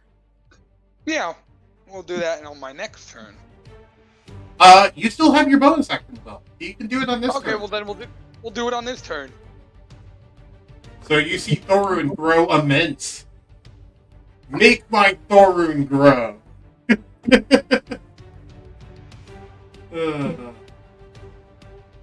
Also, how's this music level? Is this good, Surtur? Alright, let me quickly run my calculator to determine how many zombies are still left. Realize we've done that one. Will that be the end of your turn, by the way? Are you going to try to move at all? You don't really have much space. No, I'm not moving anywhere. I'm keeping this door occupied. Alright, that will be the zombie's turn then. As I calculate how many are left.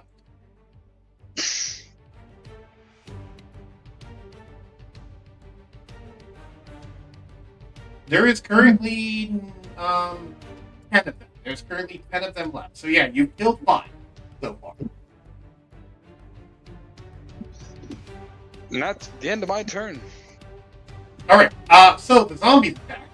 They will all attack you as a group. However, they need to make constitution saves because of something that Surtur reminded me of. And you know what that is? Every creature other than the designated creatures within 20 feet of the prismatic wall that can see it have to make a constitution saving throw or be blinded for 1 minute. And you have your back to it, Thorunn, so you don't have to make that con save.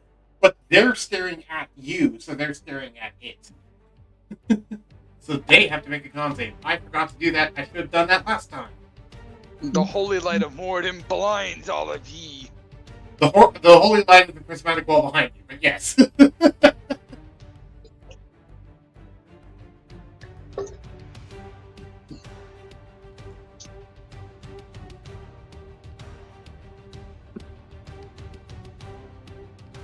For those of you at home who are wondering, by the way, when I have a bunch of creatures I need to roll, I multiply the combat timer by the amount of creatures. That's why I have more time. Than I normally use.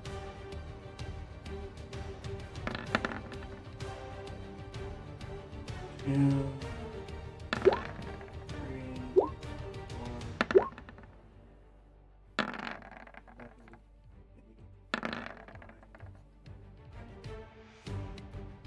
Okay, only one of those passed.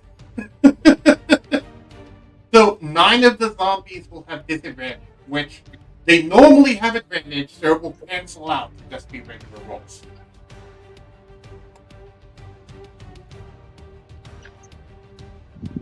So, this means that they will have, they each have 1 attack. Are you only removing 22 from a single target attack or spell when spell happens? I don't know what you mean by that, sir.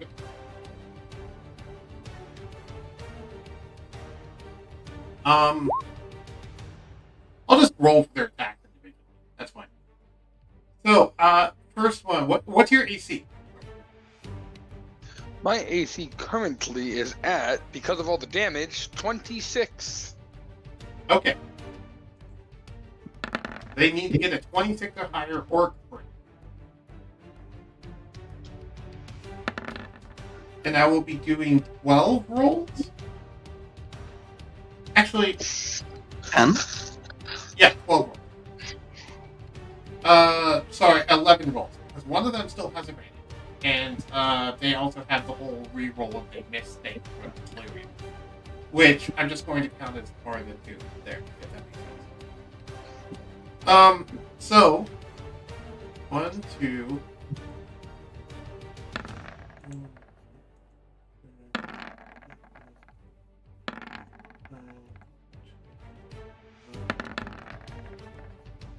Okay, so only one of those was actually a crit. The rest, though, what's your base AC, Thor? Without armor. I don't actually remember. I think it's something like 11 or something It's- like that. 10 plus your dexterity. Like your dexterity modifier. So it's 11. Okay. So that means that 1, 2, 3, 4, 5, 6, 7, 8, 9 of them hit your armor. But one of them crit and also hit you. So we'll roll the crit first. And then we'll roll the armor damage. So, Thorunn, you take 5, 6, 12. You take 6 bludgeoning damage and 14 necrotic damage. That's just a regular hit, right? 11, That was 12, great. 13. Oh, it became a regular hit though. Right. Because of the fact that he has adamantine shield. Meaning that he actually only took 5 bludgeoning and 6 necrotic. Grizzle's got your back. He's reminded me. And then you can reduce that by another 5 from adamantine. Are you, and then if he's resistant or something. That's the reason why I'm differentiating. No, I'm not resistant to anything that they're dishing out. Okay, so you just reduce that by 5, so you took 6 damage. Which wasn't as much as I thought it. There. I think I adjusted my hit points correctly for that. Okay, now we'll see how many your armor is taken. Do you want these to be taken against your shield or against your armor? Take it against the shield. Okay, so now I will roll, what was it? 1, 2, 3, 4, 5, 6, 7, 8 against your shield. I'd rather them burn through the shield before they start burning through my armor. Yeah, and when I rolled it last time, it was evenly distributed. So 1, 2, 3, 4, 5, 6, 7,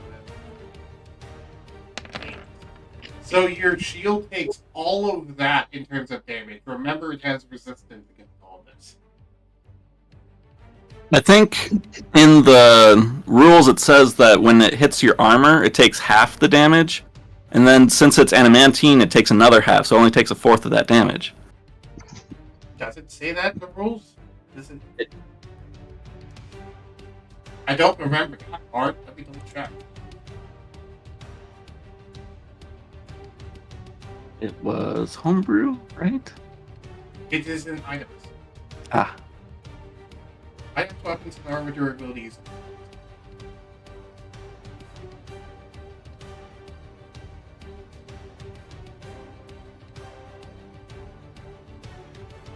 If something beats your AC, then the armor takes damage equal to the amount of damage you took. If something does not beat your armor's AC, but beats your base AC of 10 plus dex, then the armor takes damage equal to half the damage you would have taken. Okay, you're correct. So, this is halved twice, and then you also add in the damage you took before. So, let me just calculate all this out real quick. Give me a second.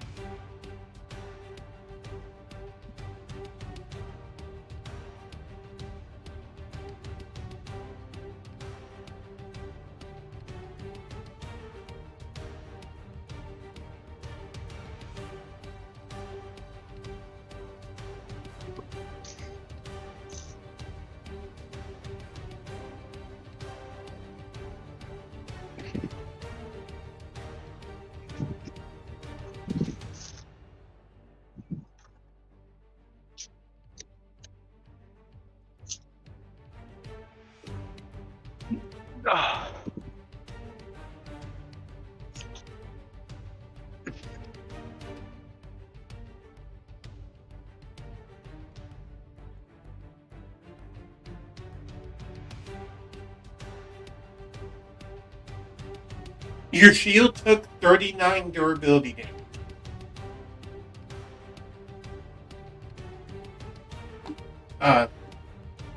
Thorunn, your shield took 39 durability. Nice. At least it's not broken.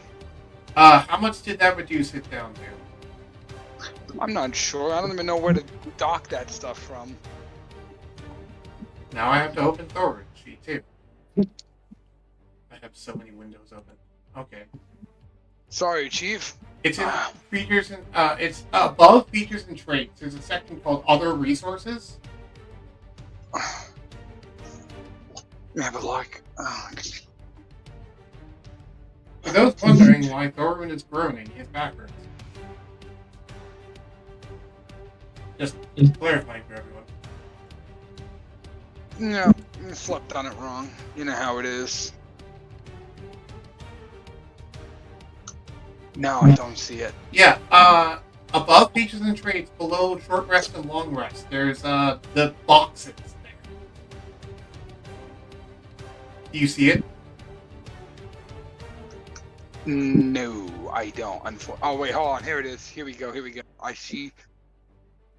You I should see see a short armor rest, MC, shield MC, armor durability, shield, counter ability. Okay, here we go. I see the shield and stuff. All right. You took 39 damage from 265. What's 270? Oh, I'm what's gonna have wrong, to get a Sticker? calculator. What's wrong, Sticker?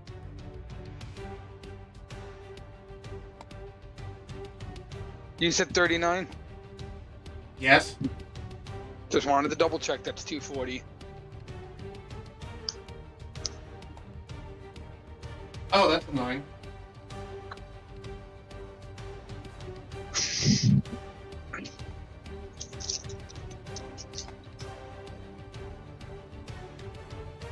Okay, so that reduces it down to that, and to calculate that out, so...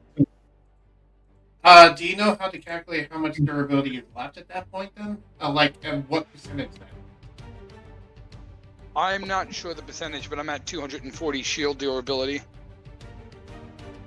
Okay, for those at home, the way you would do it is you take 240 divided by 360, and we get 0.66, which comes out to 0.66 per person, which comes out to 2/3 or 66%.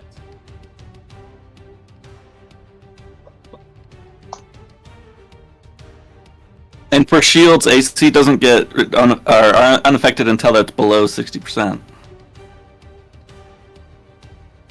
No. I'll double check.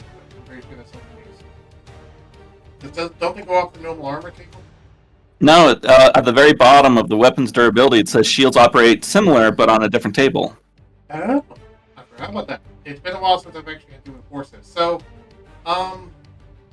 yeah. So your shield's still providing full durability, which is nice. Your shield's going to take a little bit more damage before that. So you have not lost any AC. Yay.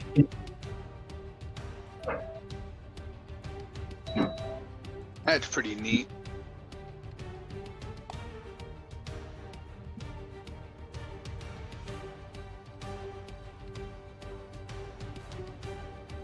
That's the end of the zombie's turn, by the way. Oh, thank God.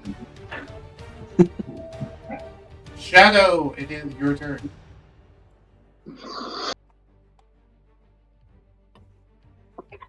Also, did you deduct? Yeah, you did not deduct your health. So let me go ahead and do that.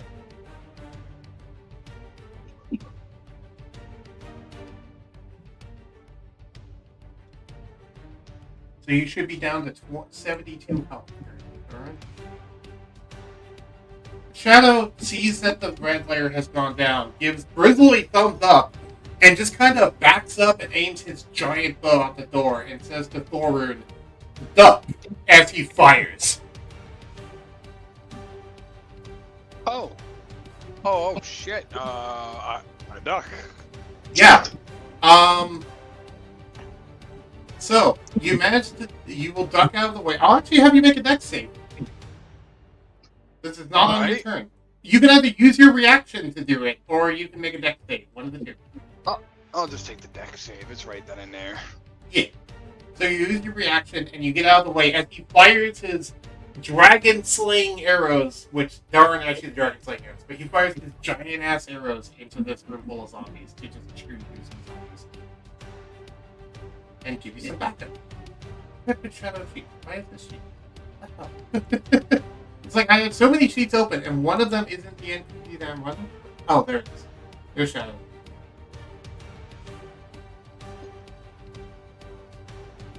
apologies. I'm just disorganized right now. It seems.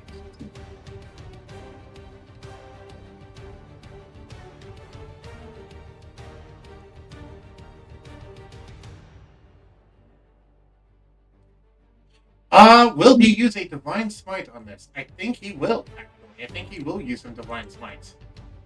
Because these are, in fact, zombies.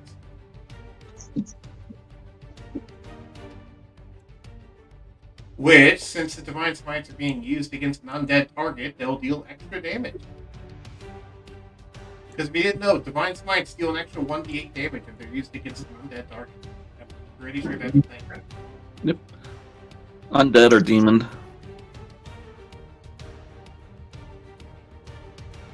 And he'll be using these at 2nd level.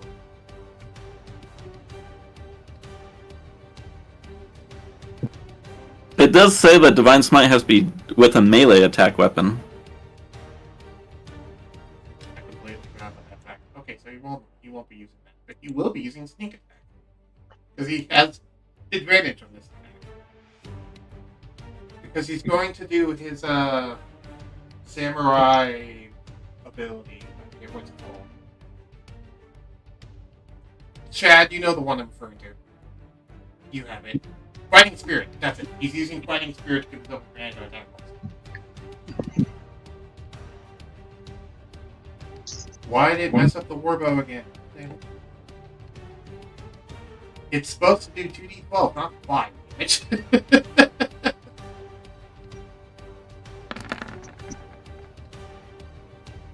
Alright, that hits. Roll damage. Okay. So he does 28 plus that plus that. How much of that is they resistant to? I believe all of that. Really just set this open. Yes, they're resistant to all of it. They're mostly blinded. They're already at disadvantage. True, they are. So sneak attack does apply here. Okay, so that takes 13 plus 28 is 41 plus 5, 46. 2 is 23. They take 23 more damage and he will shoot again. He gets another attack.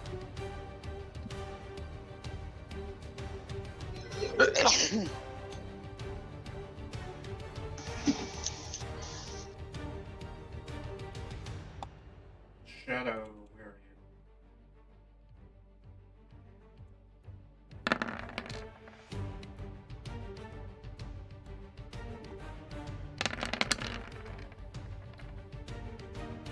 Okay, that's more damage. A lot more damage. And yes, they will have to take the strength check. I do know about this. So 17, 35. That's 40. That's 57 divided by 2. That is 25, 28.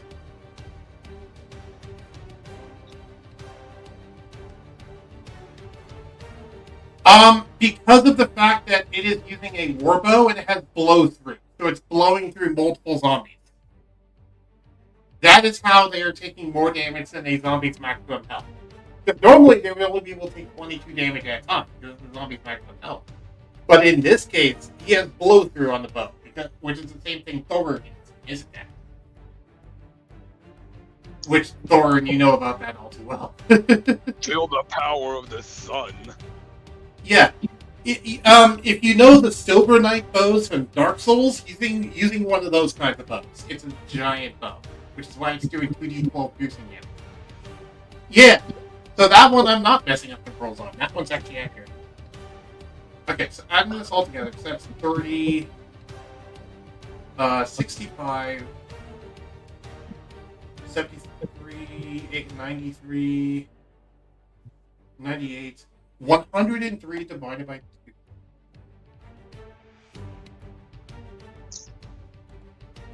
$51 and a half. So I'm just going to call that 51. So Thorunn, you managed to duck out of the way as you see 2 arrows go in and cleave through over 2 zombies and impale 2 more against the wall.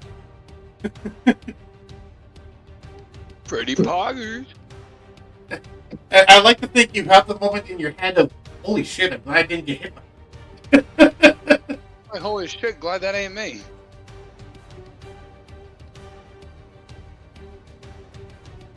And yeah, the zombie horde has been knocked down quite a few. Oh, thank shit. And then has Shadow used his action surge? I don't think he has yet, has he? He has not. Then he will use action surge and fire more.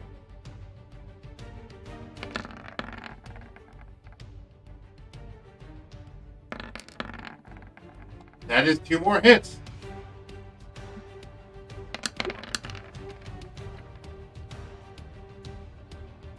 And that is a lot more damage. It is so much damage, Undead Fortitude is irrelevant.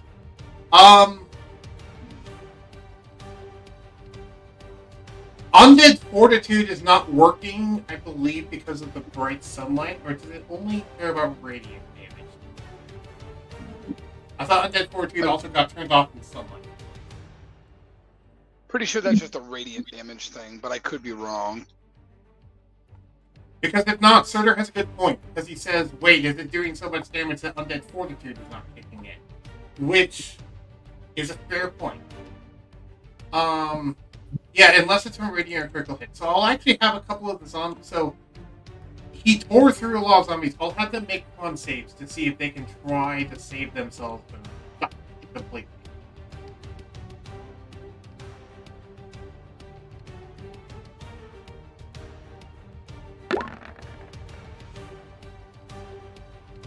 That is a fail. That is a fail.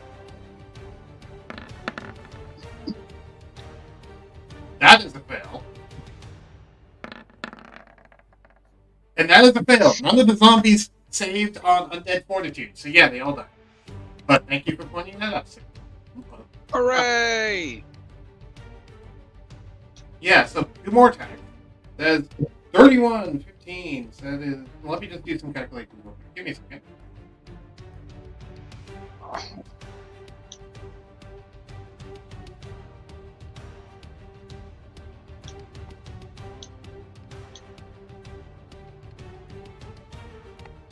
$36. That's 36 more damage, and I'll make 2 more fortitude saves. See if they can try to save themselves from dying.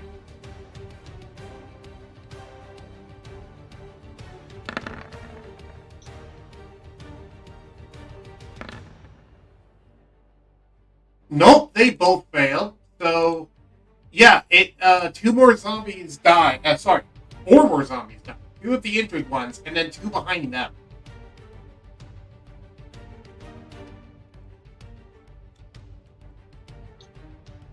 We're whittling them down, and that's the end of Shadow's turn, as he fires 4 arrows into here.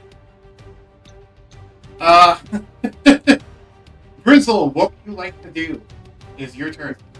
Is my laser beam a magical attack? It is... Yes, it is a magical range attack. Okay. I don't think I got any strong winds. So I will pull out... There's currently 6 zombies still. The room has been cleared out quite a bit. My boomerang, is that a magical ranged attack? No. That is a physical weapon. You'd like to throw it. Yes. I will throw the boomerang at one of them. Alright. That hits. Roll damage. Are you targeting the injured one or one of the uninjured ones? Uninjured. Okay, one of the uninjured ones. So, you deal 7, you deal half of that, so you deal 8 bludgeoning damage. And also, the creature is stunned until the end of your next turn. Yep. And I will fire it again. Sure, throw it again. Are you going to target an injured one or an uninjured? Uninjured.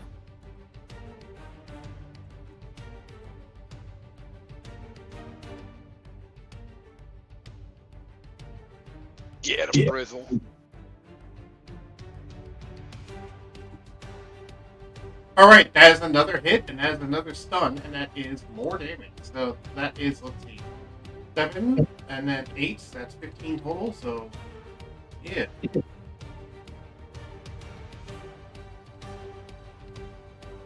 They're down to a collective 109 HP, with still being 6 zombies. Because That's there the end of are my injured turn. ones. And there's 2 of them stunned in the room. So Thorunn, you see that they're just kind of looking around and stumbling like they're drunk. Like the boomerang like hits them in the head and like kind of twists it behind them, and they're like, "What?" Yeah, their head got twisted 180 degrees around, and they're trying to walk backwards now. Perfect. Like it's a freaking skeleton from The Night Before Christmas. Is that the end of your turn, Bizzle? Is there anything else you'd like to do? That'll be the end of my turn. Okay. No bonus action shenanigans?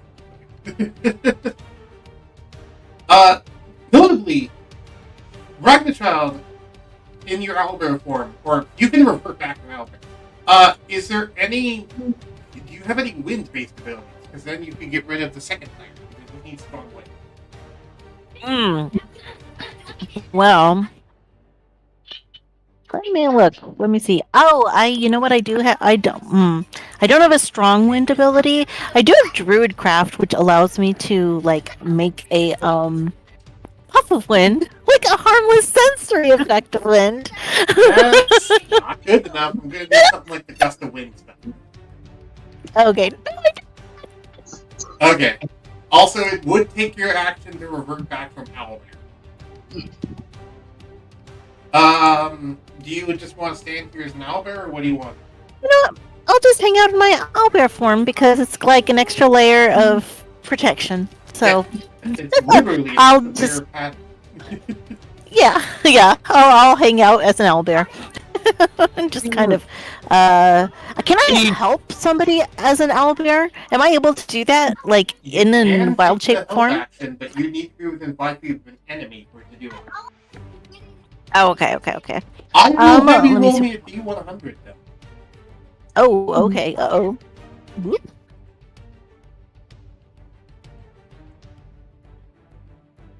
95.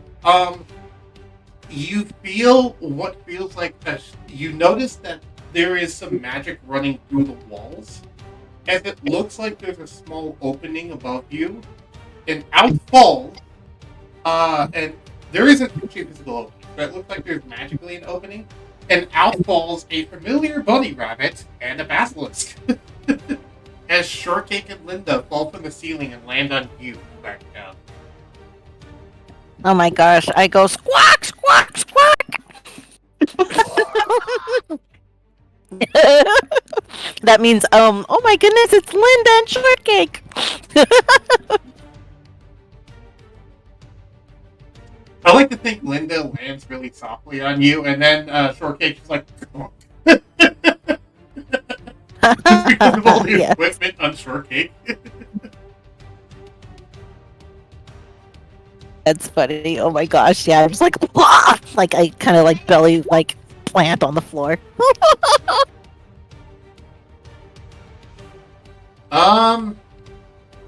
No, he did not. Drizzle brought up good point. Thorunn, give me 2 Constitution saves. Brizzle. Only one hit. Yeah. You're fine. Squawk, squawk, squawk. I want to see you turn into a chaos beast, a chaos spawn. I just want to watch my party get wrecked by a corrupted Thorunn. What could go wrong? Okay. What else can go wrong? Roll a D100.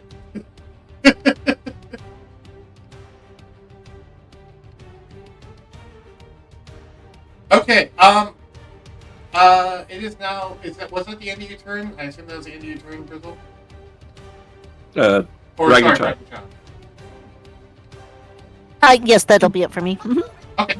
The Living Deep page now gets a turn. I don't think they were designated when the prismatic wall was cast. No, they are not.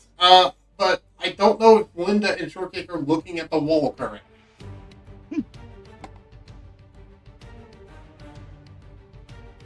Diana, are you here? How about make a dexterity save, see if they fall on their back? I would. Belinda will look away from the bright source because Diana is currently not able to talk. Actually, let me DM. I'm able to talk. There she is. Hello. I was Linda fell through the waiting. ceiling. I've been trying to get your attention for a while. I did not hear any of you trying to get my attention. It's fine. I had Child roll a D100. She rolled really high, so I went ahead and said that the dungeon was nice enough to make Linda and Shortcake fall through the ceiling on top of it. So now they're back with the rest of the party. Yay! And there is currently a prismatic wall that is very bright and might blind you. Do you want to avert your eyes? As your rabbit form?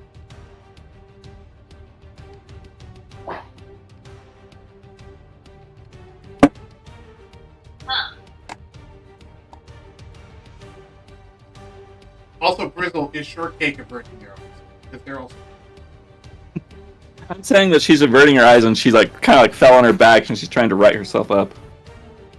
Right, which, that means that she fell on the crossbow. Because if she fell on her back, the crossbow is on her back. So. Right. I'm okay with that. Okay, roll me 3d10 for bludgeoning damage to the crossbow.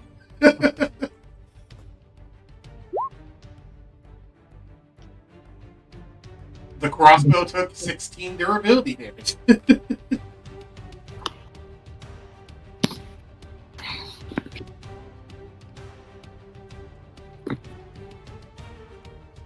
Okay. Man, so does Linda avert her gaze, I would assume, or no?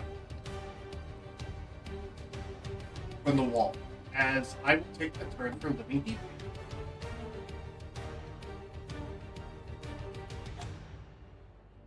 Bless you! My dad sneezed. My dad sneezed. Sorry for you. Okay. I know there is a wind.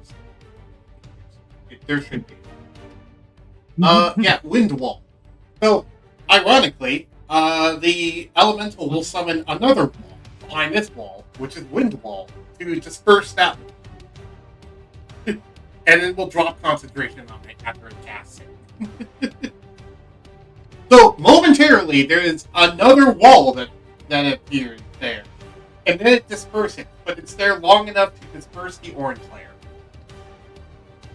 Does that make sense to everyone? Yes. Plenty to me.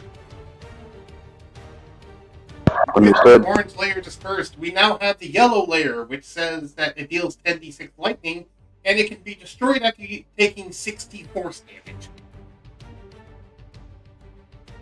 So, prepare your magic missiles. The elemental took its action. It begins to look around a bit. It's seemingly looking for something. And then it notices, I will actually have it make a perception check to see if it notices what I was trying to find.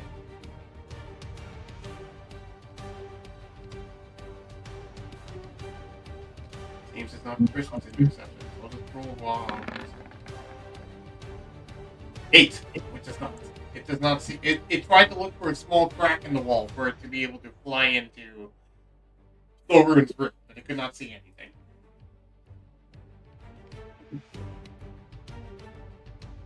Chad, you're up.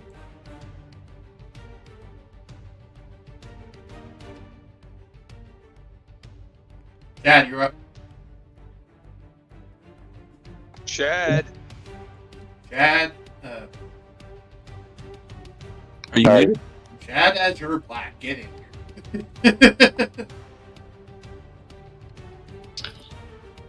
Sorry, I have the ability to mute myself on my headset.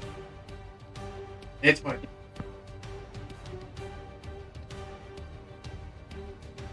The sooner we resolve this combat, the sooner we can get back to roleplay.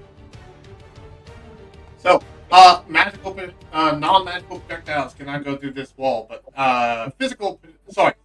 now, magical ranged attacks and physical ranged attacks can go through this wall, but spells cannot be cast through it. And it takes how much lightning damage to destroy the wall? It takes 60 force damage. Not like... Oh, force damage. It deals like damage. Oh.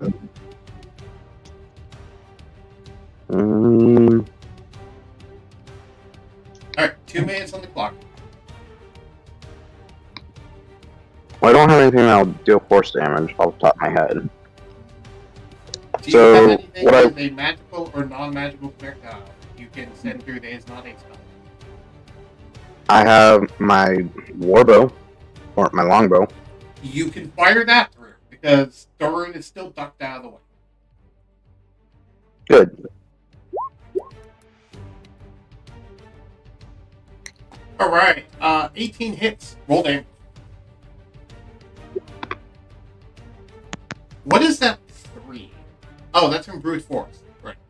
Okay, so that deals 3, 8, that's 11. Reduce that by half, so that's 5. It deals 5 more damage. Did you... And then, do you have extra attack?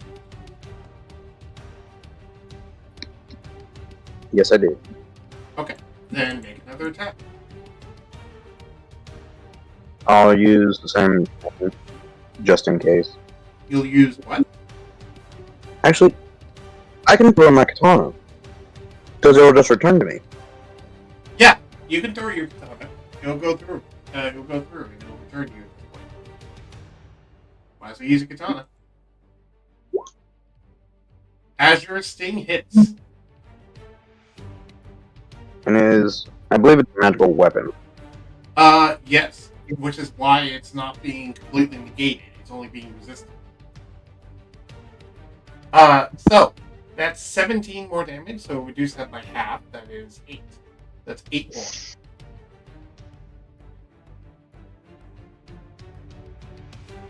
I forgot to ask, are you targeting one of the damaged ones or one of the undamaged? Damage one to get it out of the way. Okay, I'm going to roll Undead Fortitude 2 times then.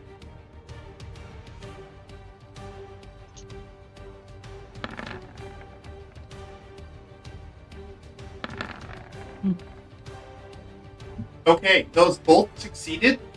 So the damaged ones that you were targeting are now down to 1 HP each, as they reduced the damage that you took enough that they were able to stay to 1 HP instead of 0. Does that make sense?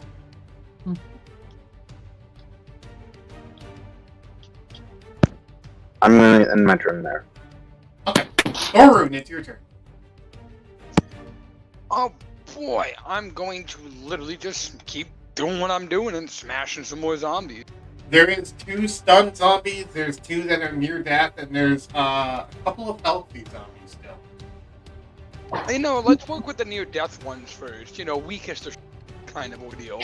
Do you remember, by the way, you're in giant form? So go click the damage modifier for being in giant form. Oh shit, I gotta pull up the actual sheet on the website then. And where would that be? Yep.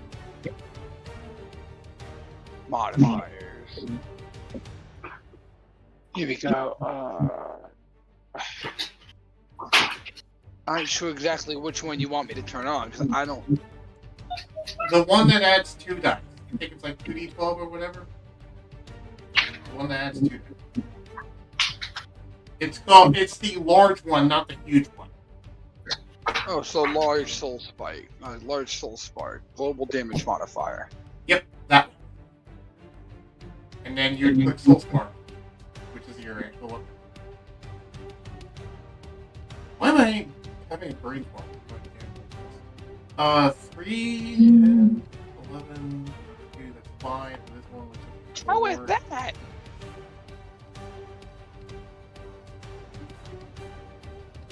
That is correct, because it just rolled a 4 and a 2 on here. Wait, why is it doing 2d6? Not 12. That is odd. Not sure. Cannot answer.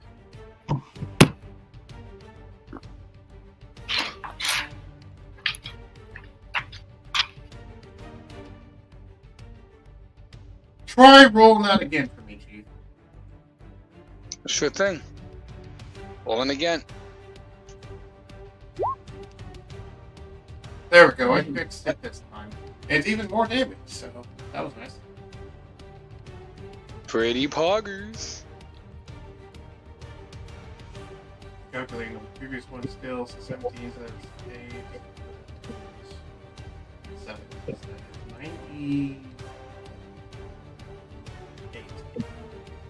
Okay. Okay, which ones were you targeting, Matt? The not so healthy ones, the near death ones. Okay, so you blow through those because you're doing radiant damage. So each of those absorbs one of the damage.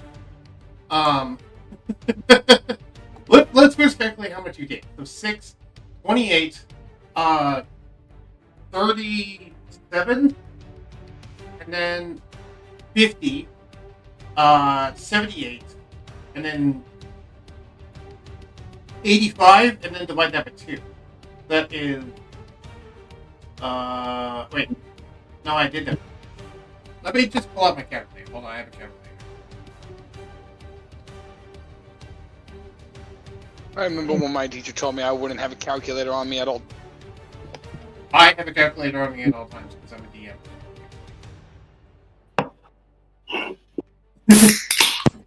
Just 25 slashing and 16 radiant. I'm trying to calculate, because the slashing gets reduced by half, but the radiant does not. That's what Yes, I'm trying to that's do. why I'm saying. Because 22 divided by 2 is 11. 28 divided by 2 is going to be 14.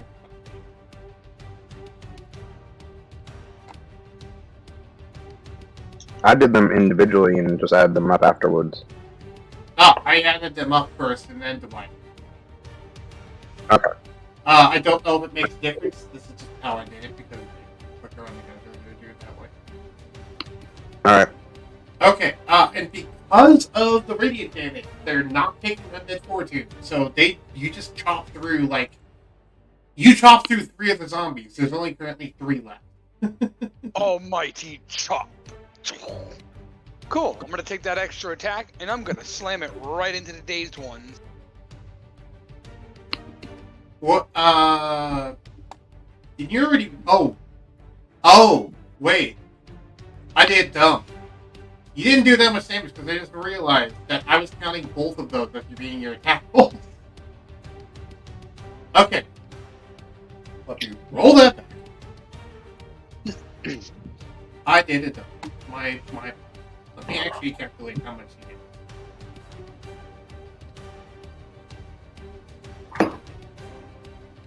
That's why our numbers were wildly different, by the way.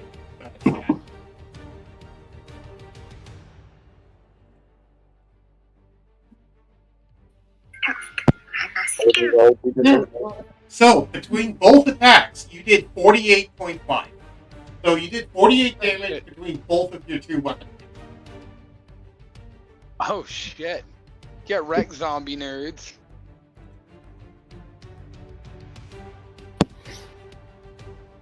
Leaving them with exactly 50 health, and again, still only 3 alive. So you chop a bunch of them in half as you're just swathing through the rest, and you're cleaning up the room. The entire ground covered in hot zombie bits and gore. And these are dwarven zombies. Even better, because I'm still attacking the other ones that are still standing. Do you have anything else left to do on your turn? Besides heal myself with the hands of the king.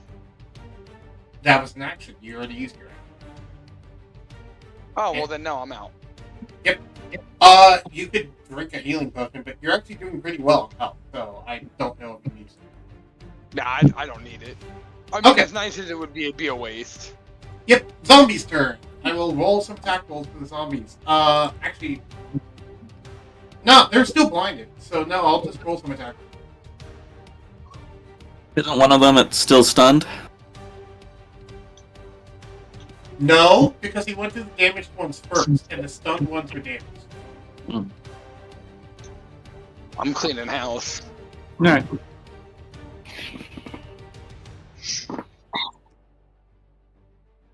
One of them would be stunned, wouldn't they? Okay, so one of them.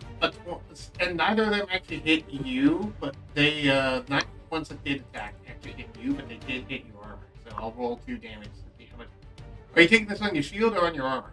Right into the shield. All of it goes through the shield until the shield cracks, and then it's the armor. Oh, the shield's already started to crack. Well, it needs to break fully before I let it hit the shield, hit the armor. So. Okay.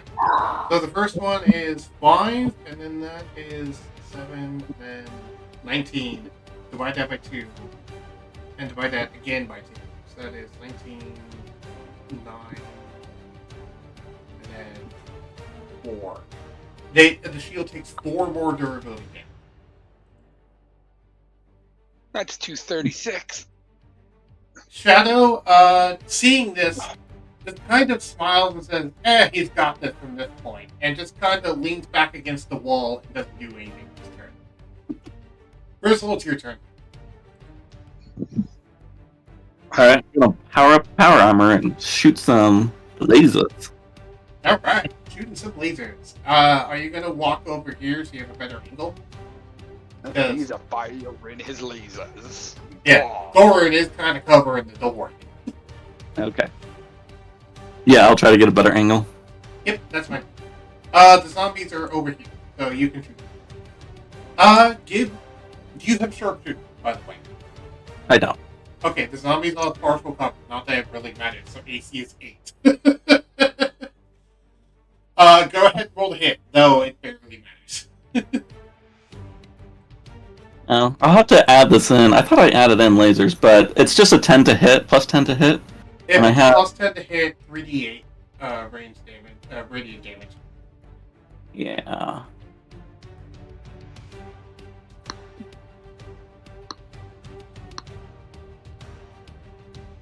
Or you can do the magic missile, if you want to. It's always a Which, nice notably, that does force it. Yeah, but radiant, the lasers do radiant, which would stop their undead Right. fortitude. The lasers do radiant. Okay, that hits. Roll damage, which is 3d8. Okay, are you... I should have asked this beforehand. I'm just going to assume you're targeting the damaged one. Yeah. Okay, so, the damaged one, it tries to make undead fortitude, but it fails. However, since you killed that one, there's no blow through it. So they only got knocked down to 44 health, which is the health of 2 zombies. Because you managed to kill one entirely. So there's And 2 then, zombies. I'll hit one of them with the boomerang. Can you use the laser as part of an attack action? I don't think it's part of an attack action. I think it's just its own separate action, if I remember correctly. And it just says that you can use the power. You use a power point, and it takes a bonus action or an interaction to use a power point, and then ranged attack weapon. So because it's a ranged attack weapon, I still got the second attack. For the capabilities, you can use an interaction bonus action to draw power from the area to use attack by set points to gain one of the following benefits. To gain one of the following interaction. Activate boosters, firearm mounted laser. Oh, so you can actually fire this as a bonus action. I forgot. Or an interaction. Look at that Brizzle go. So that means that you could also fire it as an interaction on your turn, as well as fire it as well as throw the boomerang. So you actually get a second shot. I'm gonna change that in the future. I'm just gonna say I don't think interaction is supposed to be on there. But Okay. still, yeah, you can throw the magical boomerang. There's only 2 left. You managed to hit, and the zombie is hit and stunned for a while. We did it, guys. Roll me a D100, Bristle.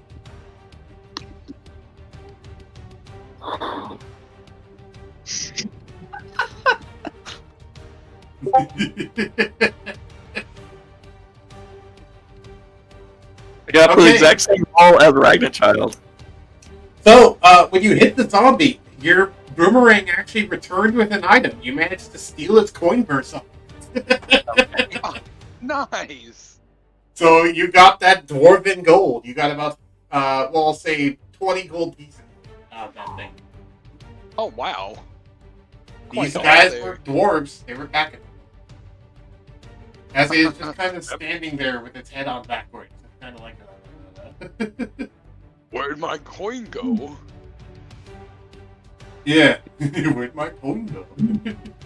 Alright. So since it was a bonus action to shoot the laser, You I use the get- bonus action to shoot the laser, and you use one of your attacks to do the boomerang, meaning you still have an extra attack to lead. well, I already rolled the extra boomerang attack, so I stunned the other one. Oh, I never calculated that one. Did you target the same target as the first time, or no? And then the second one. Oh, Sorry, you're putting one of these on each. Okay. Yeah. That one hits. That one deals more damage. Roll me another D100. See if you steal a random item.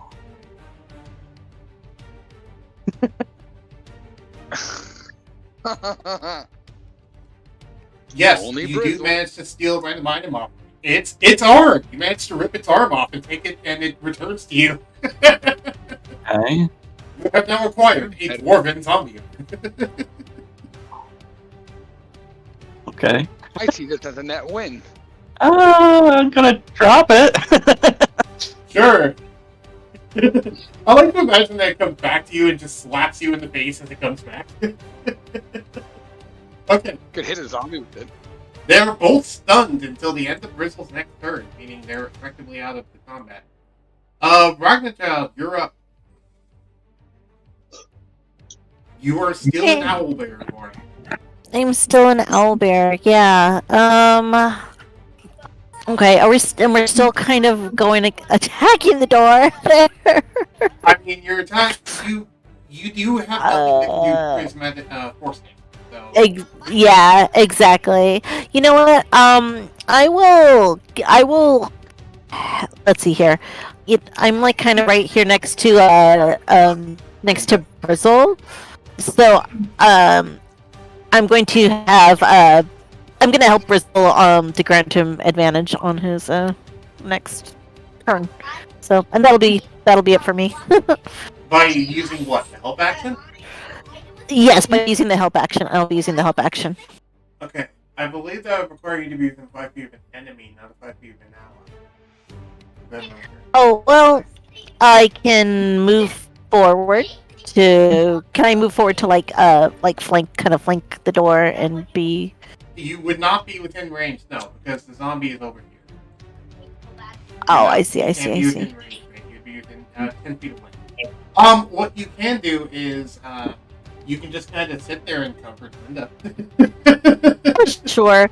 I'll do that instead. I will use my action to try to calm down I'll put like one of my little like bear paws around her and give her an owlbear hug. Kind of calm her down. She's crying and like hugging. I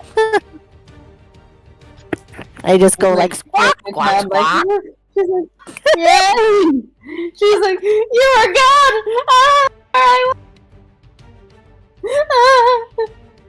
Yeah. Linda, don't worry, I'm here.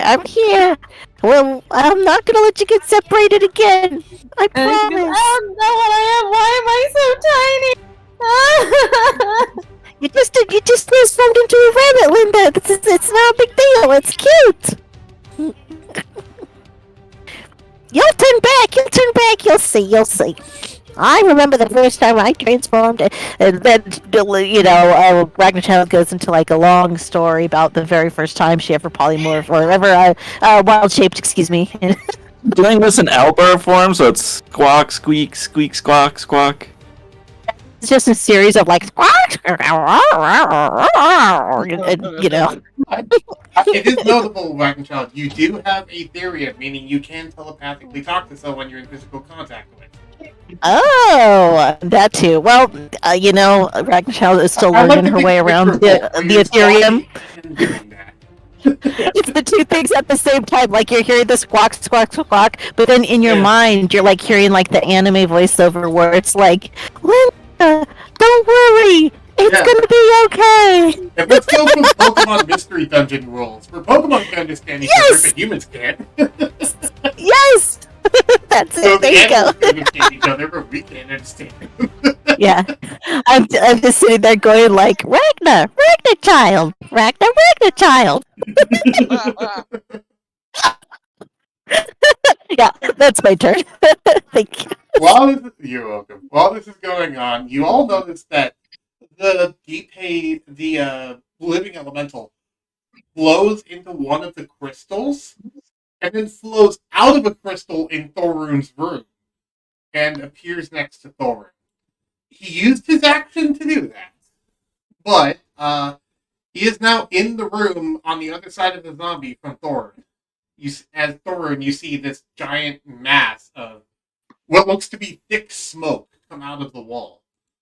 And Hello there. It is the same one as last time, and I just noticed the music stuff. You could have done this whole time. It looks at you with a blank expression. That, you know what? Fair answer. I can't fault you for that. I can't fault you. I mean, I did get kind of a little crazy back there, you know. Yeah. It's personal here. It nods when you say that. And that will be the end of its turn, because it can't do an action yet. Shad, it's your turn. Both So, of the zombies are currently stunned, the prismatic wall is still up, but the elemental has entered that room. Is the elemental out of the way if I use a bow and hit my sword and throw it again? Go ahead, it's immune to piercing damage, so it does not care. Not sure. Yeah. Interesting. You guys found that out the hard way when Shadow shot 2 shots into the elemental and it just went straight through it. That when you first encountered it. The hard way. As Did you're that hit? saying, that is a hit. Roll damage. Alright, it will do undead for wait, does that have radiant damage stats? No, it does not. I will do undead for I don't know.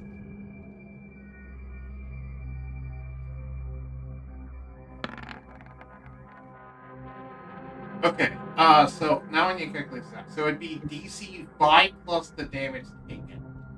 So in this case, that would be 5 plus half of that. So 5 plus 11, so that's a DC 16 check. It hits. So you managed to kill one of them with it.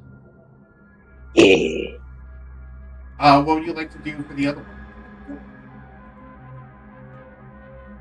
I can't throw spells through it, can I? You cannot cast spells, no, but you can do magical ranged attacks if they are spells. Don't you have the extra attack feature though? Can't you throw your sting again? I thought I used it last turn.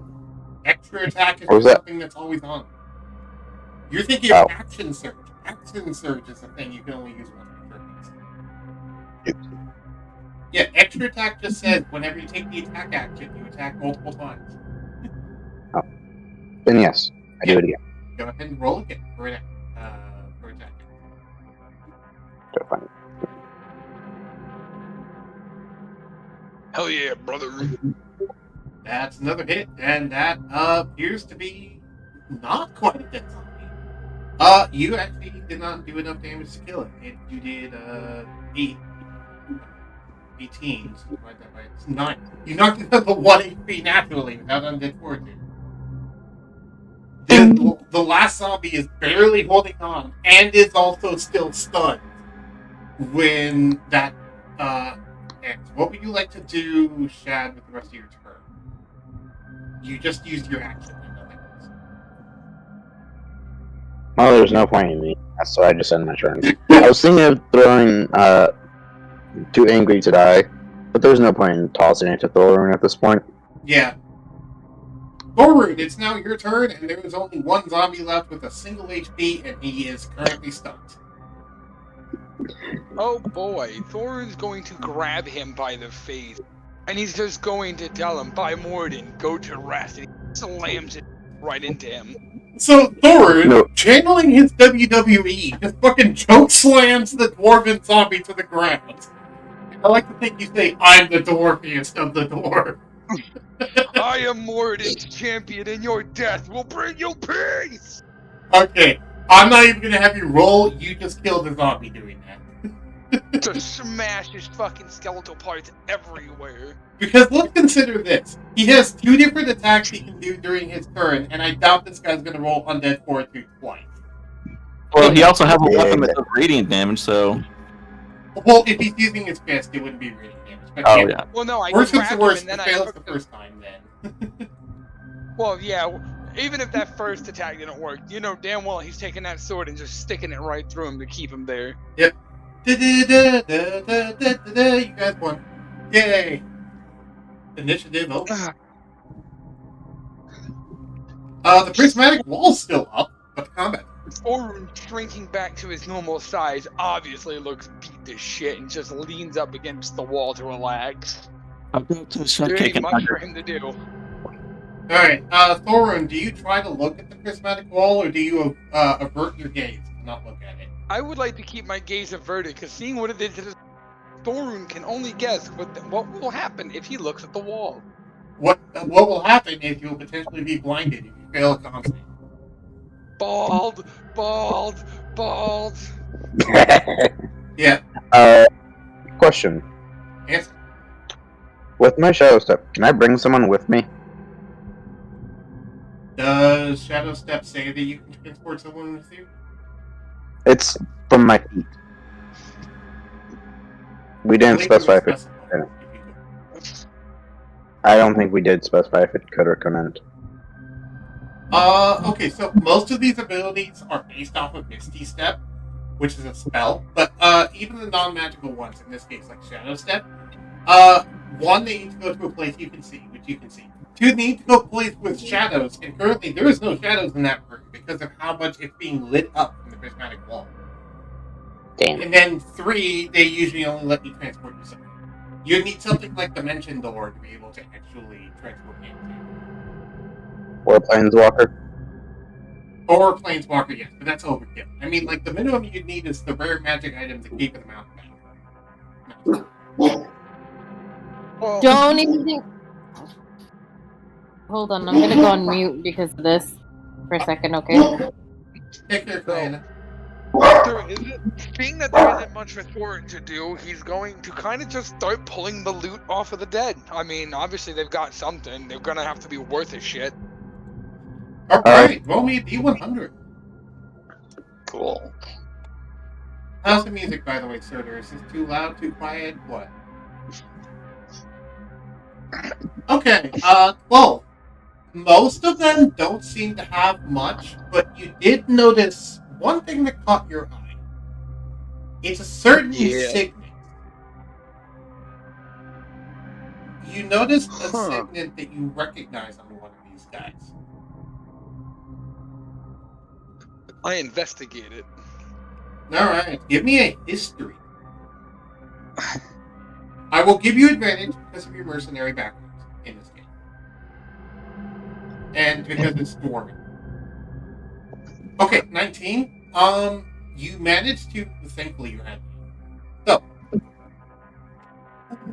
you recognize this badge from somewhere. It's the emblem of, well, it resembles the Band of the Hawk emblem, but it's been altered and it has a slightly different name on it that you don't recognize. Something about the Valiant? It's kind of hard to make out. It's scratched up from how much it got hit. But it looks similar to the Band of the Hawk Empire. Thorunn, and looking at this, will just note this and stuff it into his pouch and just keep that to himself for the time being, mulling over this information. Alright, besides that, Brizzle got the bulk of the stuff. You just found maybe a couple copper pieces here and there, and maybe small nuggets of dwarven metal, but nothing much. Nothing worth taking back out. Right. Also, it took me this long to realize what your profile picture is. Nice. Adamantine skin, son. Indeed. So, it is. Hey, my precious girl! I'm so happy you're back! Where have you been? Yes, it was all that. Thorunn, you hear that evidently Shortcake and Linda are back in the other room. How are they doing? Thorunn shouts from the wall. I'm inspecting. Everything's fine. A little repair on a crossbow, but she's back. Speaking of repairs, I'm gonna have to mend the armor, and he casts mending on his own chest piece. Yeah, this is a great time for you to mend your own armor. That's a perfect time. I'm going to waiting for the wall to go down. Yeah, much, while that's we're what waiting for the wall to go down, which it lasts 10 minutes, though. Which is all he's going to do until the wall goes down, is just keep that mending going. Alright, so that will be 10 minutes of mending. You can go ahead and roll that now, but it'll be happening over the course of the roleplay that you guys will be doing. That's fine. Let me find mending. Here it is. It would be 2d6 for each, so roll me 20d6. Okay, so you know what? Instead of clicking it on the phone app, I will go ahead and do roll 20d6. Cool. So you managed to repair 55. Did you repair it on your armor or your? The chest piece first. That's the most crucial. Okay, so you repair your armor for 55 durability before the wall goes down. We'll get there. So while he's doing that, what is the atmosphere for everyone else? How's everyone else feeling? I'm feeling fine. I think we're still hearing all the squawking from the owlbear. Yeah. Sorry, I was annoyed because my dog started barking at somebody walking by. It's fine. Welcome back. Combat's over. Hello. Thor's Human with dog! Hello! And Dexter's loud. Just a heads up, the armor is completely refilled. I don't know where you want me to put the rest of them. Put it in the shield. Or just let them. Alright, I was just checking. Yeah. So while Thorunn's doing that, Linda and Shortcake are back. Patrick Dawson seems to have left at some point. Shadow's just kind of chilled against the wall reading a book. There's an owlbear in the room, and the elemental seems to have come back in this room through the crystals.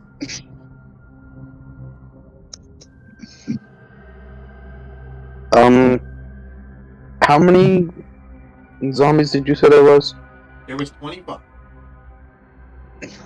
Oh, look at that. Plenty of bones to cast augury. That's not what I was thinking of doing.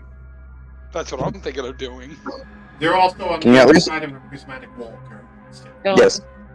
Once the prismatic wall drops, can I just extract all their shadows? Sure, we'll wait for that now. Alright. Ugh. Thorunn kind of, while repairing all of his gear as best he can. Sorry for the blackout. Being a cleric and being a dwarf, seeing the undead and them being kind of came a little bit personal subject. So, hope we all understand. Well, if you would have started attacking us, I wouldn't have hesitated to cast spells on you. I wouldn't blame you. I would have done the same. Thankfully, I elemental have a looks spell over- prepared that could neutralize you. The elemental looks over at you and at Thorunn, it says in Orin, which he doesn't know that you. Do you know primordial? No, I don't. Okay, well, he says in Orin, you were threat. Had to protect him, and the air elemental indicates Chad. Which, you don't know what he's saying, you just hear wind noises. But Chad knows what he's saying. As well as Shortcake. Shortcake knows all languages, I think. Yeah, she does. Yeah. I mean, she'll look confused, just like, why was Thorunn a problem, a threat? Anyways. And then the elemental looks over and goes, madness, succumbed. Not right mind. I guess so. Speaking of mending, when we get the chance there, Sir Bristle, I will need as much help as possible. The shield is severely damaged. Hey, he's not the only one who can. To the things I give you. Okay. The undead, numerous, very difficult to fight. It is at this Where'd we moment fight? that you notice, Thorunn, something you haven't noticed before. The octarine crystals are growing out of these dwarves, like out of their bodies. I want to get a sample of the octarine crystals if we can get. Do you have something he- to properly hold them, like a gauntlet or something? I my mean, you have gloves. heavy armor now. I Bristle, would does his armor have gloves? Armored gloves? Yeah. He, full plate, he has, the whole shebang. Gauntlets, greaves. Okay. So Helmet. with that, you are able to hold these crystals. They feel warm to the touch, but you can hold them in your hands without adverse effect, as long as it's in armored gauntlets. And Can I- do you can I try to investigate pry it this? out of the body, or what are you trying to do? I actually want to break a sample off for later testings and stuff like that to see what this stuff even is and how much of a threat it really is to the rest of the surrounding area should it spread. Okay. Do you have any tools? I have a sword. I mean, actual tools, like Tinker's tools or stuff. I think I might have like a pickaxe or something. Let me have a look at my tools. Pickaxe or crowbar would work, or hammer and kitten. Hold on, I got a bunch of unnamed resources. I can't. Those are because you know how the app is on the. Give me a second. Let me have a look here. Think I have something for it. I have Mithril Smith tools. I don't think that's it. That might work. It wouldn't be the best though. Keep looking. While he's looking for that, what is Actually, Brewer's Smith, Calligraphy, Alchemist, and Tinkerer's supplies is what I have. Tinkerers could work. Give me a tinker check. Now, do you have the tools, or do you just have the proficiency for them? The supplies. Okay. He has the tools as well. You try to break the crystal off, and unfortunately, you end up breaking too much of it, and you shatter most of the crystal that you try to break off. This will get you a small shard, but it will also trigger an arcane anomaly. Uh-oh. Oh, fuck. Fudge buckets. The nearest creature becomes unstuck in time. It is affected by the blink spell for 1 minute. Instead of vanishing into the ethereal plane, the creature vanishes into a sliver of time in its past or possible future. So, Thorunn, for 1 minute, you keep blinking from the current time period to the slaughter of your people of the drow for 1 minute. Oh, shit. Oh, he's definitely It going to just come is back. sending you back in time periodically to visions of the most horrid point in your past. And you currently have to deal with it. Yeah, expect some trauma when he comes back lately. Yeah, this will be happening back and forth constantly for a minute, so... Alright, while Thor was going through that badass trip, what's, Linda doing? What's Shortcake, Linda, and, Ragnarok?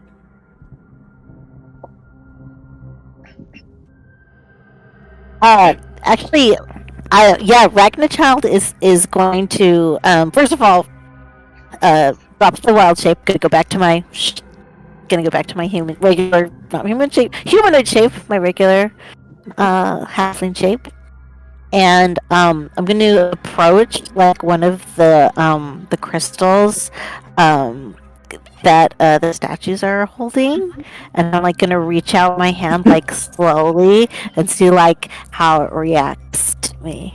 Okay, which crystal are you doing? Because there's a couple of different crystals going around the room. Right. Is there still the one that was like in the are we still near the one that was in the statue, like the statue of the Morradin, or no? Is that was over with Boggoran? That was with Boggoran. I'll just go up to one that's in the wall. Okay, so you go for one that's in the wall over here, because there is one growing out of the wall. It's relatively large. As you start to approach it and reach your hand out, you notice cracks starting to form on it. Do you continue approaching, or do you stop? You see the cracks starting to form. I'm gonna kind of turn around and call out to Brizzle, and I'm gonna be like, "Hey, Brizzle, come here. Come have a look at this. Yes, Look what happens when I look at this crystal. Look what happens when I stick my hand out like this." And I'm gonna go again. I'm gonna go like slowly again, so you can kind of see the crystals like branching through the. You see more and more inline cracks start to go through as you get closer. You get within 5 feet? That is the question. Because you're starting to see these effects 10 feet. You get within 5 feet. Yeah, I look at him and I say, I'm gonna keep going, okay? You think it's safe?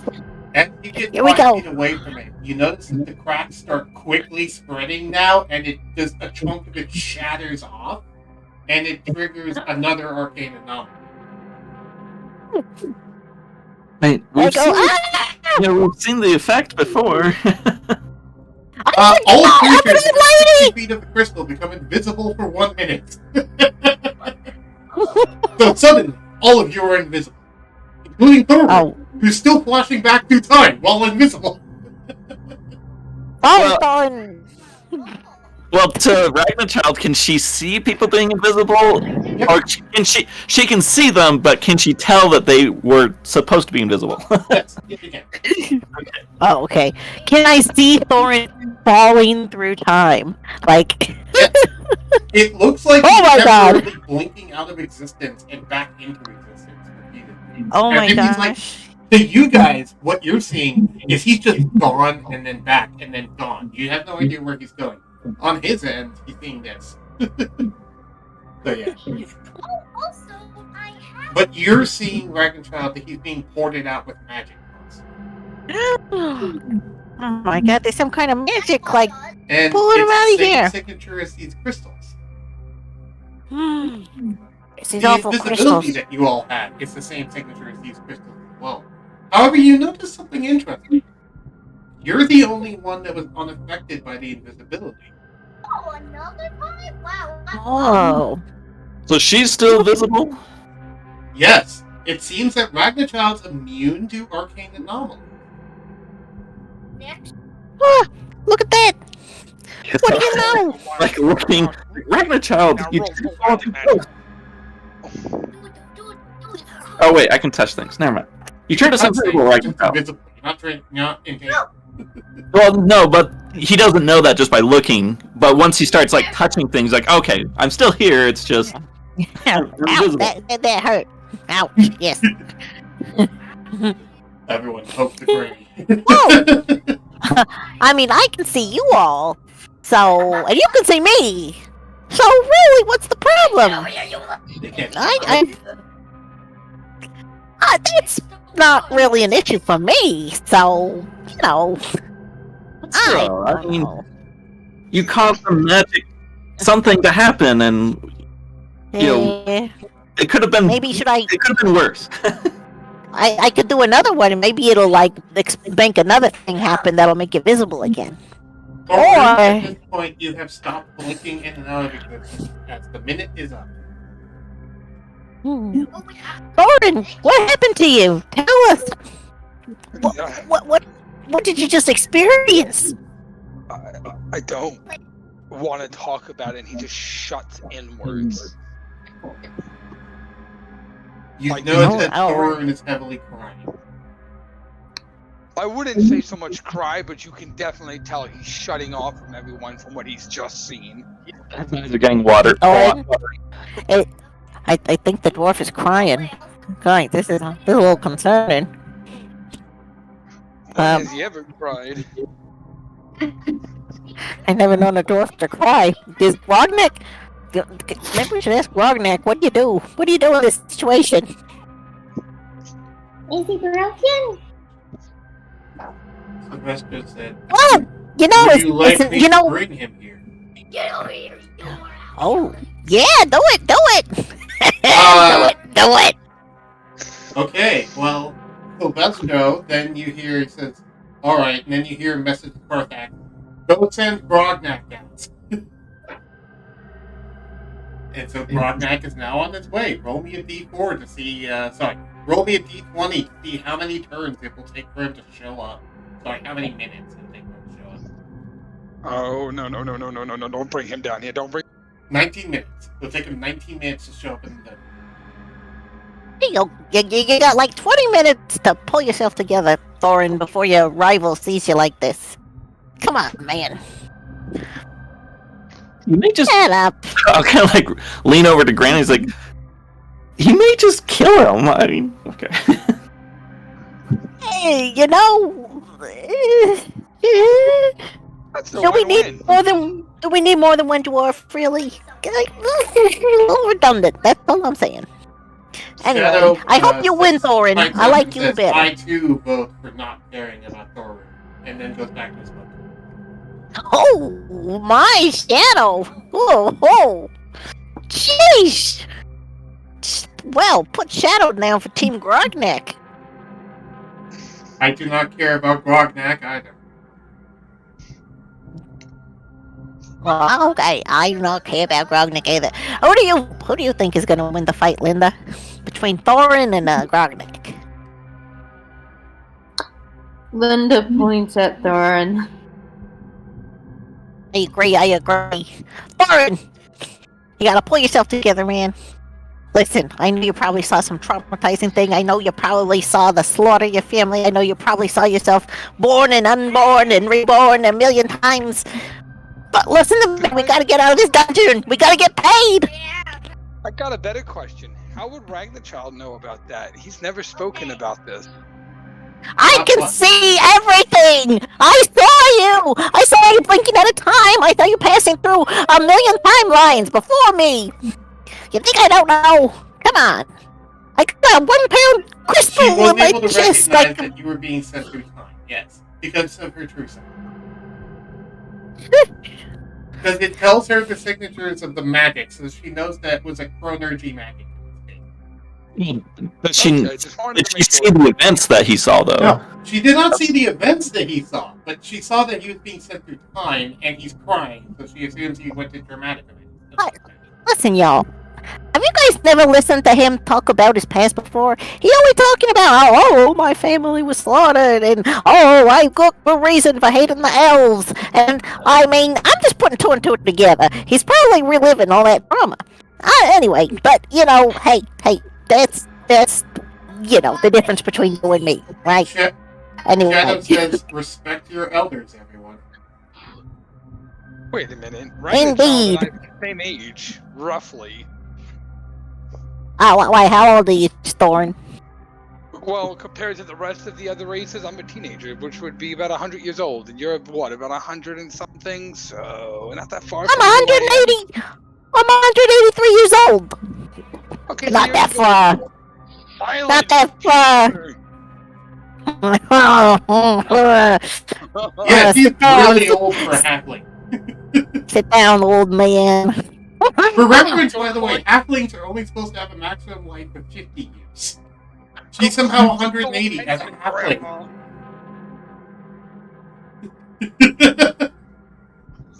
You know, I had a weird dream. And in my dream, this goddess visited me, and she told me that, she had seen me when I was a little girl in the forest.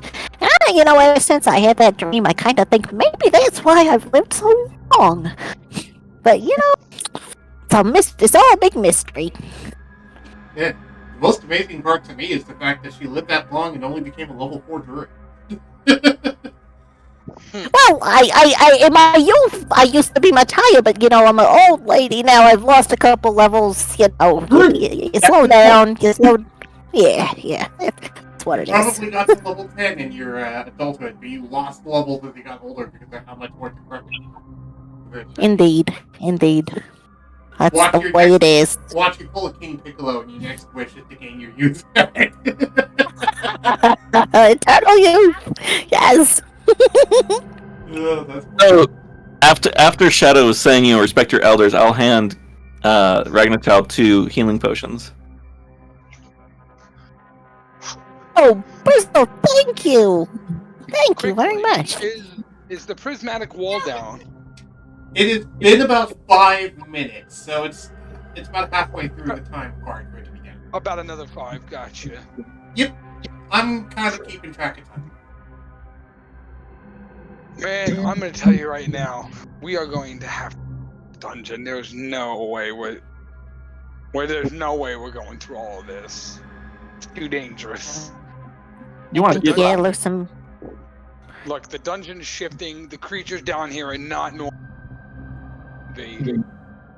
I can't even get close to this crystal, every time I get even a little bit close to it explodes, another weird magic effect happens. I don't want to accidentally kill somebody, right? Well, isn't that what you wanted, though, to purify this place? Yeah, you were to purify. Yeah, but, do I gotta go through it? But I don't want to put you guys in danger. I don't know what to do about this. Unless, I have an idea if you're willing to hear it, Ragnar. We leave, we finish our contract, and then we come back and clear this place completely. No. I know. Look, right now, this dungeon's too dangerous. We cannot do this single-handedly right now. But if we put this off, close the entrance, and then come back at a later time, there's a chance that we can clear this place one room at a time, completely wiping whatever corruption or abomination to the natural known laws of magic. I tell you, this is bad, though. We can't leave this untreated. We gotta come back. We can't. We leave this alone, it's gonna spread. It's gonna spread throughout the land. I'm not saying we leave it forever. Just until the contract is cleared. Maybe I could take a little bit of the crystal and study it and see if we can discern any kind of weaknesses, or... Thorunn grabbing from his bag will show the crystal through, not like putting his hand through the wall, but I've already got a sample. It's a shard, but hopefully it should do. And then he just puts it back. Can I extract, put into 5 vials, crystal shards?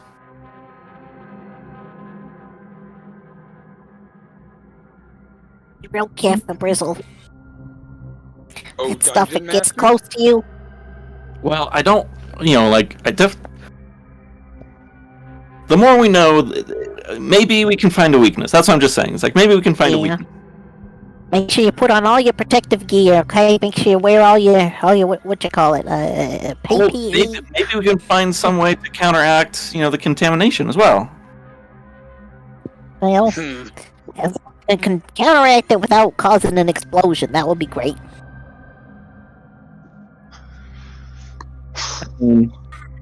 I am a little bit worried about our dwarf succumbing to the corruption of this area. Thankfully, it's only surface level, so I should be able to find somebody to clear my whatever this is. It's going to cost a pretty penny, but this mutation has to get removed. I want to leave, but what about Boggoran? He's missing. I You know, imagine he's already. we said we were going to leave until we found, Shortcake and Linda. We have them now, but we still have Boggoran. We gotta find Boggoran. Yeah. I imagine him lost in there. Linda runs through one of the passageways, and she stops in the middle and she like waves at Child and everyone like, come this way, because she can still sense his blood. I'm gonna follow Linda. I'm gonna follow her. Linda, show us the way. Just out of curiosity, has the prismatic wall hasn't dropped yet, has it? Can you guys hear me now? Yes. Now, Okay, I've been talking for a while, but it seems that no one's been able to hear me for a while. How long have you guys not been able to hear me? I guess it's been like 5 minutes or so. Okay, well, as I was saying before, I said that, yeah, Thorunn, you heard, I made a joke and said like 3 things. I said, 1, for Thorunn, it's actually now been 10 minutes, so now the wall goes down. 2, be careful, because now the Artificer is dabbling in dark magic. With the whole delirium.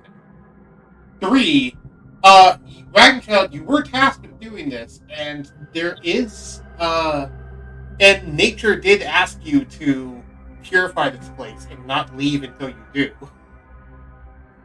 Yes, and then indeed. 4, This is. it's only, you guys still got 6 days left. The Cartax given you in this place. Only problem is we don't know how far this dungeon goes. True, Well, we're not leaving Boggoran in there. We gotta get him out. We're not leaving him behind. Also, He's like. sorry, go ahead. Thorunn getting up and coming through the door. Clearly, there's blood covered all over him. Mixture of his blood, their blood, viscera, bile, whatever you want. Looks at the party. We'll go through this, but we need to establish each room as a safe room. If she's blowing up these crystals just by touching them, then there's reason to believe that the dungeon may not shift once we leave the room, if it's been completely cleared. And I will note something of importance that actually matters. So, Ragnchild, by walking through the mist, you're able to clear a lot of it thanks to your Ethereum. But this does also make you know that the crystals are constantly emitting more of this mist. So if you clear all the crystals from the room and then clear all the mist, the room will then be clean temporarily until the crystals break down. Which means we have to find the source of We corruption. gotta figure. Yeah. Well, listen, boys. I can go in ahead of you. I can kind of blow up these crystals. They don't have an effect on me. You guys clear out the monsters. I can clear out the crystals. That's what we can do. Yeah, What do you think? we just have to endure the magical effects. But Yeah. Speaking of monsters, a certain one approaches you. As the Oh, no. approaches you. Oh no. It says in Orin. Hear me, pain. But you can't understand Orin, but Chad can. As it's coming closer to you. Oh, what is this? What? Oh, there, guys! The air thing is coming back. What's it doing? What does it want? Yeah. Chad goes back. It wants cured. Oh. it may have seen you destroy those crystals, so. Oh well. Okay. Yeah. I can try to cure you. Sure. Everybody. I think y'all better stand back, right? Yeah, just one elemental, it may hurt. Yeah. This might hurt you, but you know what? It's gonna purify you. Okay, I'm gonna do my best. Hey, Ragnarok, can you drink those 2 potions I gave you? Okay. Okay. I'm gonna pop the cork off of my potion and kind of chug it. Now I'm gonna jump in there and I'm gonna spread my feet and I'm gonna just put my 2 hands out in front of me and sort of concentrate and focus on letting the power from my crystals flow through me. Could you not hear me before, by the way? No. Okay, as I said, the elemental said constant pain anyway. Okay. Which Shad, you realize means that it's already in constant pain, even as it is. So it's willing to take more pain if it actually can cure it. So you put your hands out and you concentrate and you try to heal this thing. Correct, Joe? Yes. Uh huh. Do you get? How close do you get? I am going to get. I'm going to start. From about 10 feet away, and again, just really slowly, kind of inch my way closer till I'm within 5 feet of it. Okay, you see, as you're getting 5 feet, as you're within 5 feet of it, you see it's starting to put pressure on the elemental, as if it's trying to push the haze away, but because it's deeper and thicker and it's in a swirling mass, it's hard to push, and you see the air elemental start to twist and convulse a bit, but it isn't moving. And it's letting you do what you need to do. It isn't moving. Oh my gosh, just hang in there a little bit longer. I can feel it's working. Just hang in there. And do you get even closer? Do you get into do you step into its base, basically? Yes, I'm going to go ahead and make that final move from 5 feet into its space. Okay, as you move into where it is, you feel surrounded by corruption. As the haze is surrounding you, but it's being repelled. You thankfully are immune to the effect, otherwise you'd be taking a lot of damage. But you're blowing away some of the elemental. I'll have you roll damage. Roll me 20d12. Oh.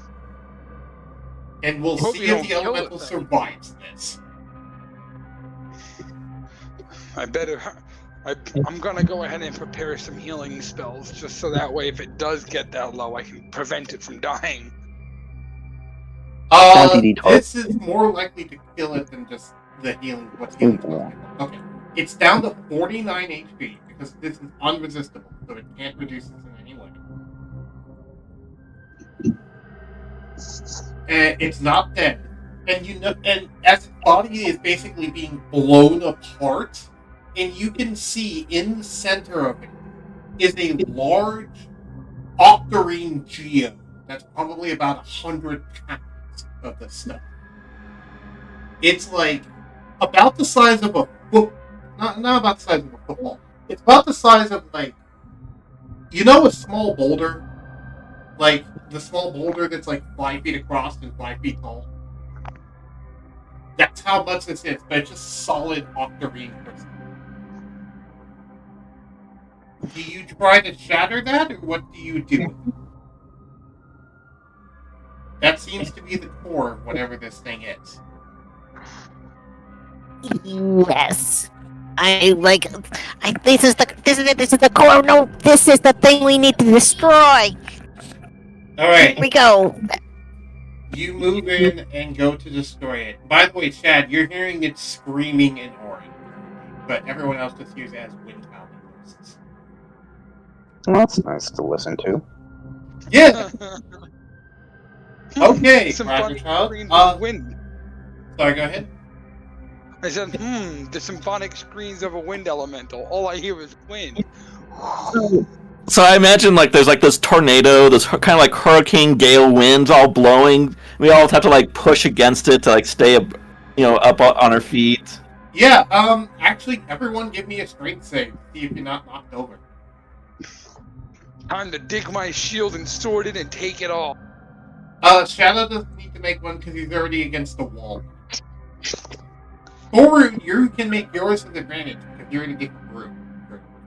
Oh, he's also wearing Dwarven plate.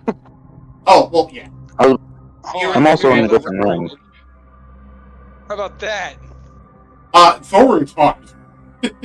Everyone else who got a 20 or higher, you're all fine. Brizzle, you're blown backwards. Yeah. You get blown 15 feet and you would be prone, except you hit the wall, so you're just blown against the wall. Oh no! What about the octarine crystals? Oh, Brizzle, no! Yeah, actually, Brizzle, you were blown against the crystal in the wall that you were trying to extract earlier. I will have you make a Constitution save if you came in physical contact with it. Oh, Well, shit. I'm still covered in my armor. I know, but you're so close to it at this point, and there's so Oh. much of it. You're still gonna have to make the save. It's gonna seep Okay. through your armor, Bucko. You fail and take a level of corruption. Okay. Do you have any levels of corruption already? No. Okay, roll me a d6. Here, you're fine. You don't get mutation. And you're also knocked prone, so you fall flat and your face on the ground. Poor Okay. I thought Sorry, go ahead. I was because of the wind, he's just like his arms are just spread out and he's just being stuck against the wall. He's T-posing on the floor. Well, No, like, he's that's how he is currently against nailed the kind wall. of on the crystal. Yeah, so he's kind of just stuck on the wall, like. Right. Rackchild, if you want to concentrate one more time, I will have you make a strength save. Oh wait, Rackchild, you failed on the strength save. So you I are did. being blown backwards away from the core. Oh no! You get blown 15 feet back. Okay. And fall prone.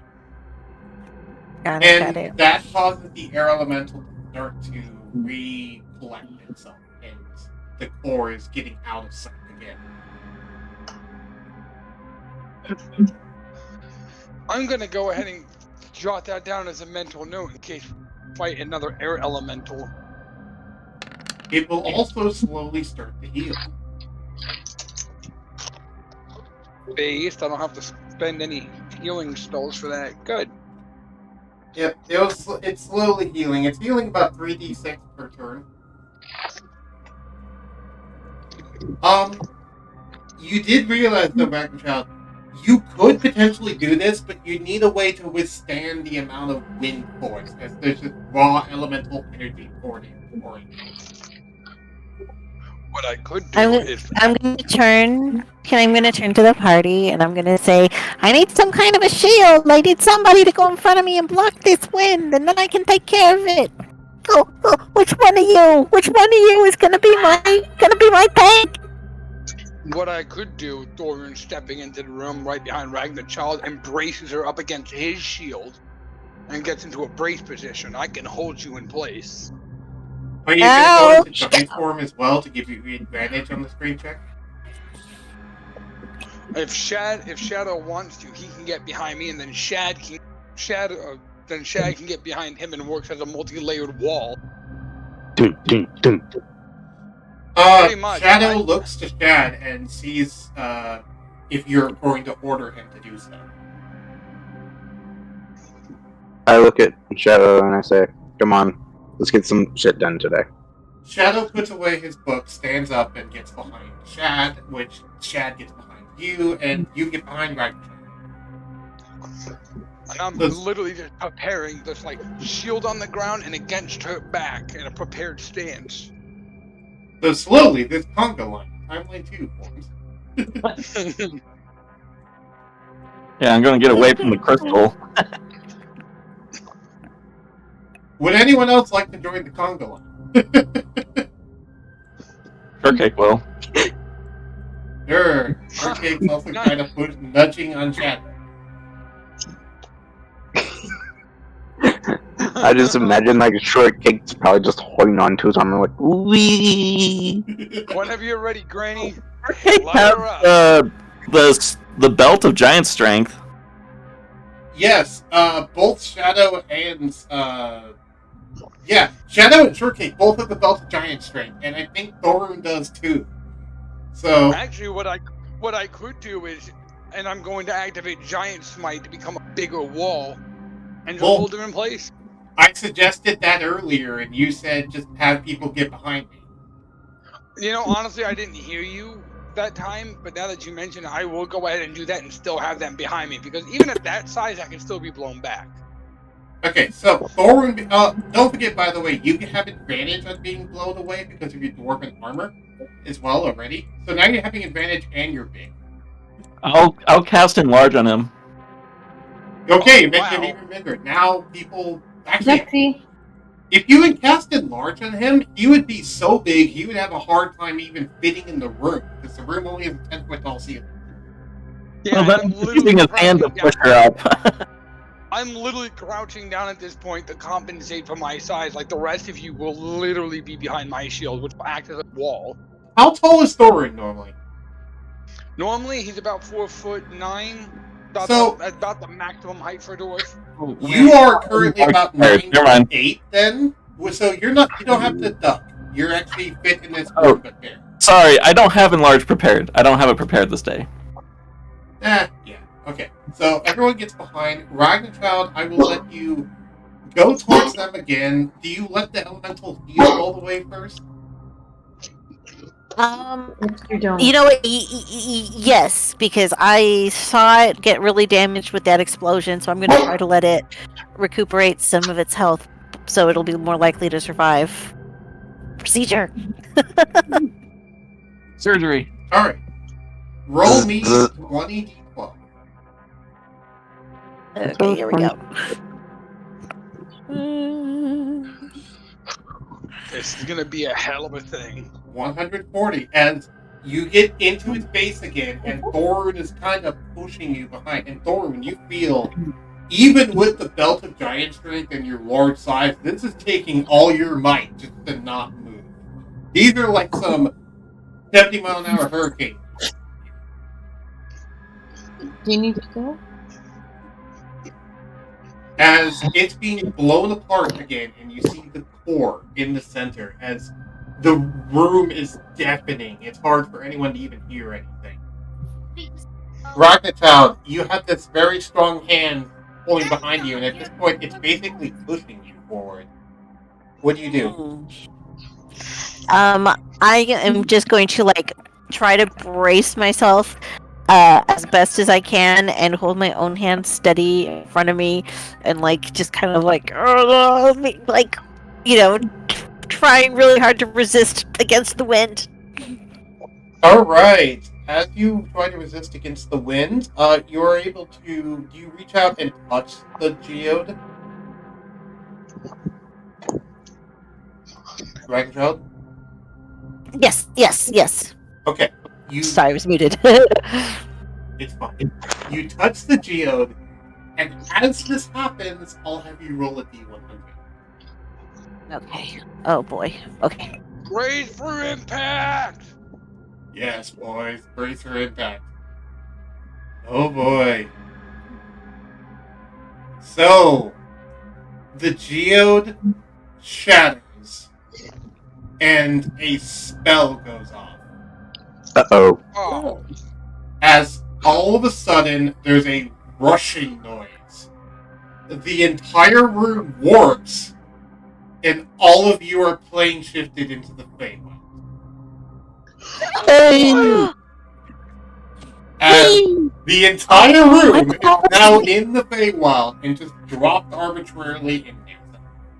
And all of you wake up in the middle of a grassy field, which I'll load that map. Oh my god. Nobody speak your names loud. Just protest. Thorunn, seeing the area around him, just sighs and goes, "Fuck, not again." Grizzle, you are now amongst your people again. Yes. It smells, it looks beautiful. Last time I was here, this shithole I got locked in. Ugh. All you hear is, damn it, and I still didn't complete my job from Silvestro. Oh shit! Speaking of that, Thorunn's going to grab the sending stone for Carthax, and he's going to update him. Hey, does that thing get a signal out here? We're gonna find out. No, there's not fire elementals on this map. It still has the leftovers from the side. So let me delete those. Oh hold on 1 second. Nope. Okay, there we go. So, everyone drag your tokens into the center of this spiral circle. Thorunn is very visibly displeased with the circumstances that he finds the entire party in. Visibly unhappy. Yeah, did the elemental come with us? The air elemental? Okay. Thorunn's just gonna kind of actually come over towards Brizzle. Child, place your new token. Oh wait, you did. Okay. Yep, she beat you to it.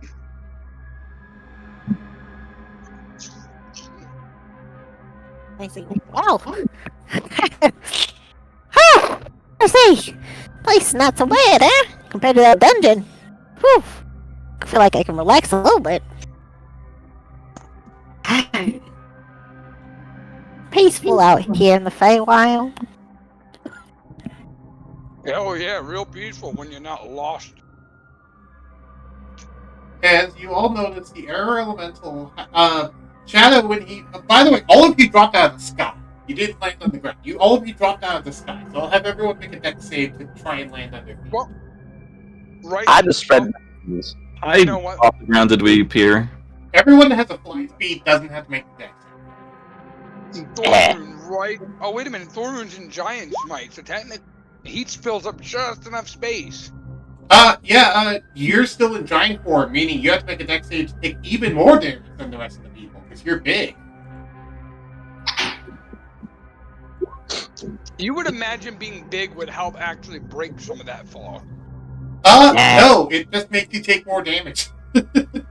Well, then I'm gonna aim my shield downwards so that way I at least land on. I'm gonna activate the rocket. I'm gonna activate the rockets on my suit and try to catch Ragnarchild. Yeah, you activate the rockets on your suit. Make a dex save to try and catch Ragnarchild. I'm doing everything in my possibility to break my fall as best I can. Nope, you don't have to catch Ragnarchild. Go right through your arms. think I could catch Ragnarchild on my way down. No, you currently are aiming your shield down to not die. Oh yes. Maybe you know what? Could I wild shape into a bird? You're not a high enough level druid to be able to do that yet. You can't do a flight. Oh, boo! Can I wild shape into? To be able to go into something with a flight. Oh, okay. Can I wild shape? I'll wild shape into my go-to as a cat, so I can try and land on your feet. Exactly, precisely, DM. Cats have it That's what. Dex saves. Okay, that'll give you. That's the plan. Remember, sounds good.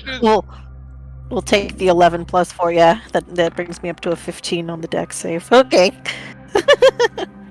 Okay, so everyone who got it less than a 15. Oh, I was like, right. Oh, I think I got it. Catch Linda. Did Shortcake roll? Yeah, I just realized I didn't roll for her, so I was doing that. Oh, she's alright. What is she getting the plus? Do I? I rolled for Linda. What? Why? Because I was asking everyone to make a dex save, and you hadn't made it yet. Oh. Yes. Because I didn't know. But I said everyone. Everyone's falling out of the sky. You need to make a dex save to not take damage. I was about to ask, could I catch Linda? Give me a dex save to try and catch Linda. I catch Linda. Okay, yeah, you got a 34. You're able to catch the small bunny and prevent it from taking any fall damage. You can fly. I got the bunny. Also, I'm we have about a to hit the Pegasus in the ground audience. real hard. We're still streaming, so I will not bring him in yet, but he can listen. Oh, he. Anyway, so yeah, all of you. So okay, for everyone who didn't fit, so I'll run through these one at a time. Forward, you put your shield down and you're still in giant form, so you land like a hammer as a small crater in the floor for him. from how hard you hit the ground. I will roll 4d10. And it will be reduced in half thanks to your adamantine shield. Thanks. Shit, I had the insight to pull that out and aim it down. So you deal 26 damage to yourself and the ground. 1d6 damage to not only me, but to the ground. I am the storm that is approaching. Yep, so you took 13 in total. Actually, sorry, you took 8 in total, because it was reduced in half and then reduced by 5. Because of adamantine. Oh.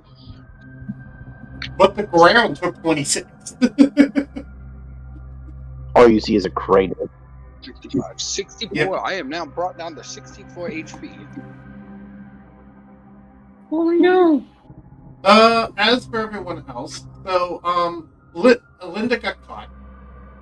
Brizzle, you, were so amazed, like, it's so pretty, it's so good, and then just, you land immediately on your head. Well, I'm flying. I'm using my jetpack. Then why did you roll that one for your dex save? I was trying to catch Ragnarchild. Oh, right, never mind. You're fine, so you're fine. The basilisk managed to land on its feet and not take much of any damage. Did anyone else fail? Who's that one above Thorunn? Oh, is that Ragnarchild? That's Ragnarchild. Ragnarchild, you turned into a cat. Did that give you enough? That's the question. Yeah, that's 15. So you barely managed to actually land and not take any damage, but you know, like the scene where someone lands a long way in like an anime, and then you be able to see the shiver go up their spine. Yeah. That's what happens with you. Oh my goodness.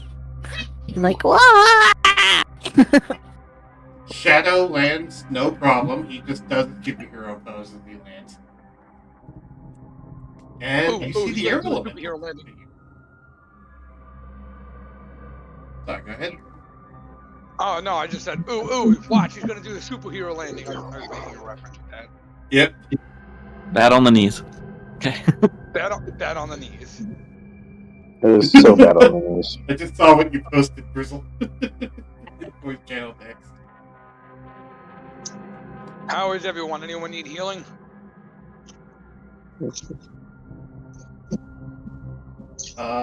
Thorunn, you're the only one hurt. Besides the elemental that you can heal. Just checking, and within the crater, you just see this bright light come from his corner, and it's just healing with the hands. Yeah. And notably, Thorunn, you are still kind of covered in crustacean-like plates. Fun. Oh, with the hands of the king, that brings me back up to full health. Mm-hmm. Thorunn is going to get up, dust himself off, look around, and you just hear this heavy, just disbelief, like, fuck, not this place again. Alright. Someone said they're going to try to contact Carthax? Yes, that was me. I have the sending stone. Alright. So what? Type me out a 15-word message that you want to send. Actually, I can vocalize it real quick because it's not much. You ready? Sure. We were transported to the Feywild. That's it. Okay. You receive, and I will do another roll. Give me a second. You receive a returning you receive a returning message that says, says, the Feywild, how did that happen?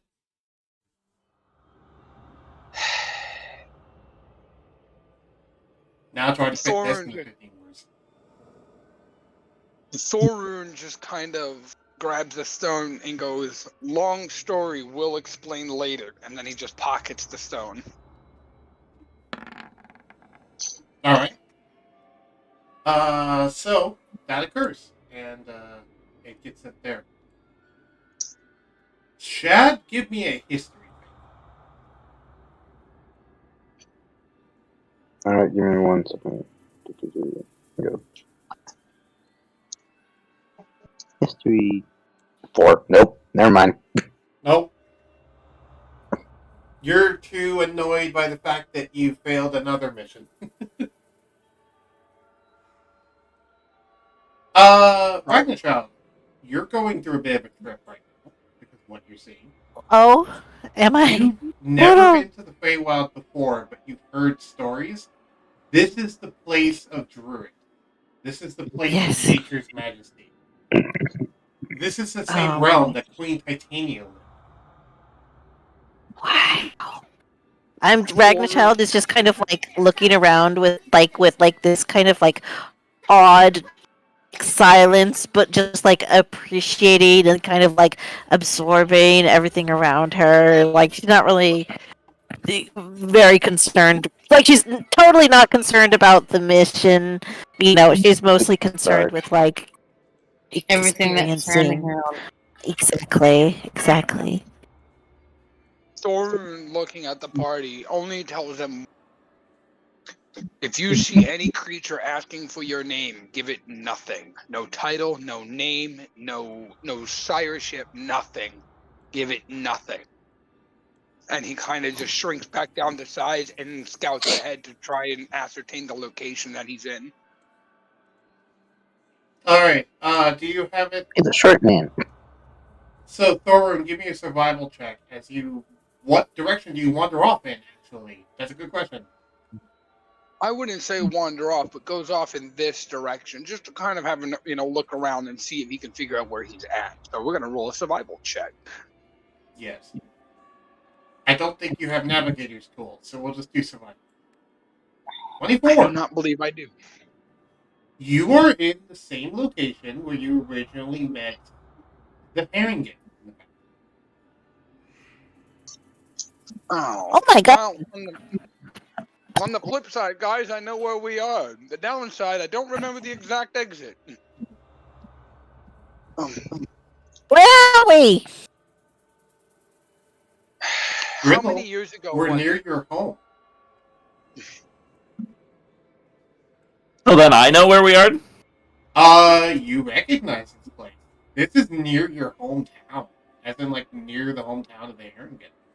You were very little at the time, so you don't have much memories, but you have vague memories of this place.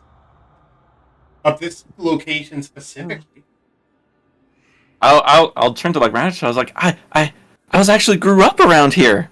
It's so long ago though, but Oh my goodness, my grandson! I get to see your birthplace. This is amazing. You're from the Feywild. Oh, this it makes so much sense. This is why I'm. What was it, Thorunn? Oh no, I was talking to myself real quick. I was looking to see if I had cartography supplies. Maybe make a map on my way out. Oh. Alright.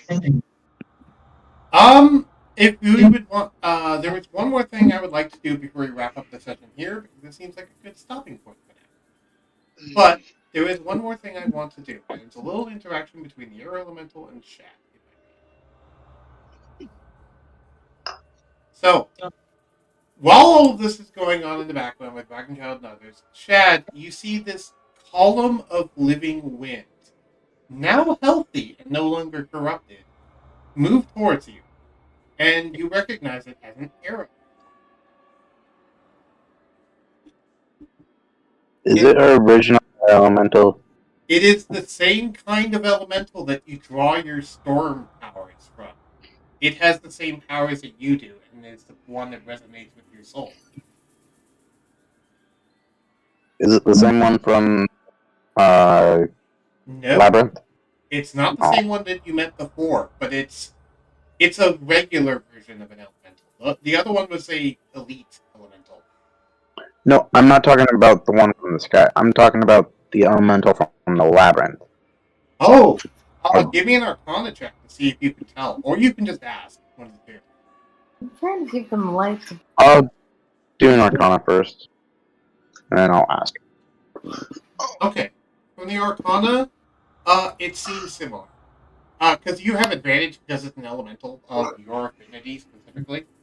And yeah, It is similar enough that you can tell this is the same one. I look at him and I say, I look at the old one and say, hey, you're all better. It smiles at you. And then it tries to put its hand on your shoulder, but it doesn't really have a hand, so more just like your head gets covered by a tornado. As it says in Orin, thank you, friends. Thank you, Druid. And it says that to Microsoft. And then you see it fly off into the sky as it just slowly flies away. Hey, you know, maybe it was a good thing we got transported to the Feywild. That thing probably lives here anyway, you know? No, it lives in the all other work planet. for me, boys. Whatever. It'll get used to it. So we brought an invasive species to the Feywild. What else is new? That's fair. Is there anything else anyone would like to do before, actually, let's establish, so, how long do you guys want to rest before you go somewhere else? Because, Thorunn, you still need to repair your armor. Yes, did you all want to do a short rest? Or did you want to go for the long rest? Now, keep in mind, time here flows a little differently from the rest of the universe that we find ourselves in. So, consider your options. I mean, Yeah. I was So, gonna say, you like, all short know rest. this area is relatively safe. A lot safer than the dungeon is. So, you could safely take a long rest without much worry. I can also go ahead and get a fire started to kind of keep the party warm. Yeah. Give me a survival check for that. Yep, I'm actually going to do a survival check to get some food while we're at it. Food will be later. Yeah. Ah, dang it. Oh, sucks to be him. Get wrecked, nerd. I thought you left all the alcohol on the carriage. Ah, shit, all my alcohol's on the carriage. I'm getting wrecked. And Grog's heading to the dungeon. So, the only one in the carriage currently is Tetsukaza. Uh-oh. And Arthur. Bard doesn't taking bring a the little alcohol. nap. I'm just imagining him like, we're like, Tetsukaza, keep Carthax busy while we go investigate this. So he's just like having the most awkward conversations. He's like, so, do you do many of these transport missions? Or, you know, he's like, oh, hurry up, guys. Don't let him drink all the booze. Oh, My man. booze. Speaking of, Thorunn, you did get that knowledge from morradin, remember? Over the course of this short rest, I'll go ahead and say you gained that inspiration for that certain magic item we talked about. Oh, nice. So, you now know how to make it. Doesn't mean you have the materials to make it, but how. That's all right. Did I get all the wood necessary for the fire, at least? Oh, yeah. You successfully did all the check. It was only a DC 10 check. So you successfully started the fire, and now people can start to gather wood. Shadow is helping you with this. Cool. Thorunn kind of reaches into the pouch and kind of fondly remembers back to the Harringtons that helped him get out of the fort the first time around. Kind of just mulling over it, and then he puts it back, and he just kind of continues his journey back to the campfire after collecting that wood. All right. And I think that is a good stopping point for this session. What do you guys think? I'm good for it. All right. Yeah, thank you very much. Thank you, DM. Thank you, everyone, for watching. If indeed you still are, thank you, Sarah, for hopping by the stream. And I'll see y'all next time. Goodbye.